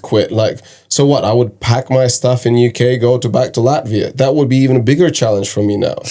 You know what I mean? It's like, pack my stuff. Pack my stuff in Bali, whatever, like all the business I invested in money, bought the land, all that stuff. Like, what do you mean quit? I need to, like, just get my shit together and go with the flow, like, whatever it's going to take me. I cannot quit. How you quit this? Yeah, for me, it wasn't even out of bravery. Like, I didn't go back. It's because, one, I didn't want to go back worse than I came, because I was too proud. Where do you go back now? Because, like, I don't know how you feel, but now I'm going to go to Latvia, actually, at the end of this week. Every time I meet my friends, nothing to talk about. It's nothing... I mean, I love them, you know, it's just, but because we went to different directions, you know, they had... Yeah, but you can talk about the same thing. Anyone that haven't left anywhere, didn't go anywhere, doesn't know how big the world is, would feel the same. If you don't know it, I was that person. You know what I mean? Like, leave Brazil. The first time I actually left my state was to come to UK. So I never actually went to any other towns in Brazil. And Brazil is massive. Wait, what is the city where you grew up? Goiânia. What's the population? Just average. I don't know, but it's big. It's almost as big as London. If it's not bigger, almost like 8-9 million. Maybe less, but in terms of size, and probably similar. But yeah, no, it's the capital of that state. And you were quite close to the center, or were you kind of... I am around the center, right? Yeah. So, like, I was born, and then Brazil was born around. Yeah. Basically. And you grew up also, like, which we didn't talk about, like, quite gangstery kind of area. No, I mean, it was dangerous, the places where I was going. Because, you know what I mean, I grew up when I say on the streets, it's like playing football. All the skills that I learned outside. On street. So basically, we used to go, for us to travel like 3 hours to go play football against a team was normal. Normal. Yeah. And we would like cycle, we would like hide or hold at the back of the bus or you know what I mean, all these stupid things. Yeah. And that was normal. That's like, well, I wasn't the only one. That's why I don't see as anything. But for a place like UK with the whole health and safety stuff, it'd be like, that would never fly. But yeah, so football and all that. So I was always on the streets and I didn't have like much entertainment at home. Even though I was quite into computer, want to learn all that kind of stuff. Happiness was outside, playing all those games and developing games and doing this. And so, yeah, was all... And you become street smart because of... Yeah, of course. I mean, of those experiences. And most of them is bad. I mean, now that I think about it, like how me with that conscience today to those stupid things that I have but done you in the adapted past. to the environment, you know. Yeah, that's very similar for me as well. So you're not scared of anything. Yeah. You know what I mean? Because you lived worst. I mean, like, and in Brazil it can be tough sometimes in terms of like the whole robbery and like being unsafe and all that. But for me, it was because I grew up on that environment. That was normal for me. I only realized how dangerous it was when I came to Europe. I was like, wow. So would you say it's dangerous to anyone, everyone, or mainly to tourists? That they can feel, okay, that's a tourist and then it's any place. Any place has their dangerous spots, right? In Brazil, it's just because it's common and it's normal and we're bigger, right? In terms of like the amount of people that we have is a bigger, you can go to Brazil and be safe. Go to the safe areas, go to the tourist bit. You know what I mean? But people always trying to wandering around where they should and or trying to find out if that's true. It is true. don't wait until. But that's true. It's true. It is dangerous. But I've been to other countries that I was like, oh my God, that's even worse because I didn't know there. I didn't know the people. I don't know how dangerous it can be. In Brazil, I know how dangerous it can be. Yeah. You know what I mean? But also you know how to navigate. You know the language. You know how to... Yeah, it's just about anything. Yeah, like... know. But the thing is... Any place that came from like a poor economy or had their tough times will develop that kind of environment. You know what I mean? Because listen, I think we had a sick conversation. Make sure you check out the course. Before we leave, I always ask this to my guests. I call it a bomb of wisdom. What would be your bomb of wisdom to someone? I kind of like this idea to a young Fabio who is maybe lives back in Brazil. How was the city? Goiânia. And is like maybe 15 years old, maybe 12 years old. What would be your suggestion to myself back then? Kind of, yeah. It's almost like that's kind of I want to formulate that. If I could send an email to myself. With broken English. I would say do the course. Do the course. And read some books. Man, I think I've been learning this. Not learning, I knew those things, but I never tried to put in words back then. The whole free, for me, number one is like looking after yourself. You know what I mean? In many ways, not just physically. I'm saying like mentally find... A lot of people say balance. I don't believe in balance, personally. I know a lot of people would disagree with that. And I experienced myself what not having that balance can cause to. And yeah, stuff. I think I had that, what they call a burnout or whatever it is. But you don't see any successful people achieving something with that, oh no, let me stop now, balance. No, man, at the beginning it's hard. You know what I mean? For me, what say like 3 lessons for me. When I learned that life ain't gonna slow down because I'm having a bad time, I don't stop anymore. Wherever problem comes, I will like embrace it straight away because the sooner I embrace it, the sooner I'll get out of it. This is the main thing for me. The discipline I learned either by accident or from a kid from sports and all that. But I have discipline, like I don't, like you said, quit. It's not about quitting. Until it makes sense to me, I'll keep doing it. I will stop when it make either my body can handle it or when I achieve what I'm after, or when I say, okay, that doesn't make sense. That's becoming against what I'm trying to achieve. You know what I mean? And the way to do this is those three things I said: environment, change your environment, be careful who you listen to, and the discipline. So the first one, you surround yourself with the people that wants the same thing that you're chasing it. Finding the right person, the right people to surround yourself, either by in person or books or courses, wherever it is, and the discipline, because without that, you can know a lot. You can do the course. You need to do the course. But if you don't apply those things, it's just useless information. And the worst thing for me is knowing how you should change, knowing the things that you need to know to change, know what you have to do and don't do it. That's for me is laziness. You know what I mean? Like, sometimes you don't do things because you don't know. That's okay. You don't know. You didn't know how to do it. But when you know and you don't do it, that becomes lazy for me. You know what I mean? Yeah. But again, that's my opinion. Like it or not, that's good stuff. I can totally agree to all the 3 points. Like when It's you huge. don't know, or if you're doing something wrong without knowing, that's ignorance. Fine. But then if you know it's wrong and you keep doing it, then that's down to you. You know what I mean? But it's two aspects.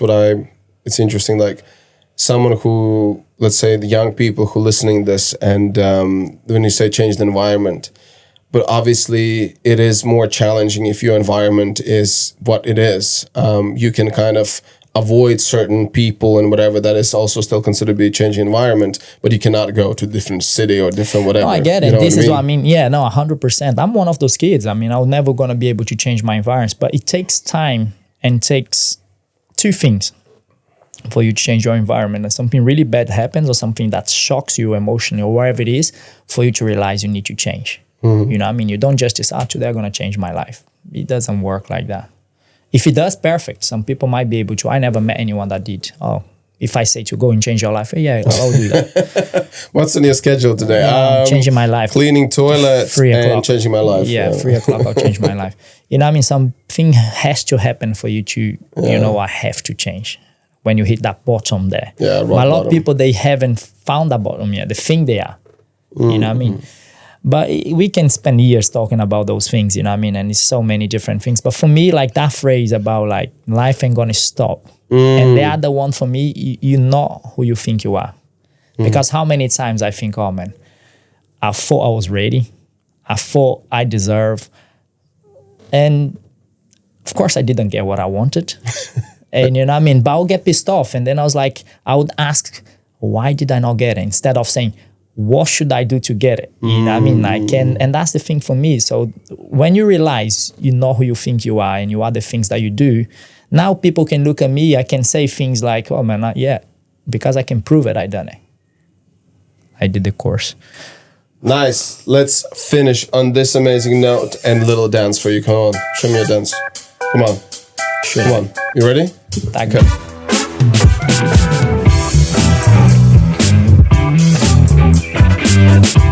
Go back. The other side is a bit disabled. This is awesome. Thanks, man. Thank you so much. Blah, blah, blah. Renars Podcast.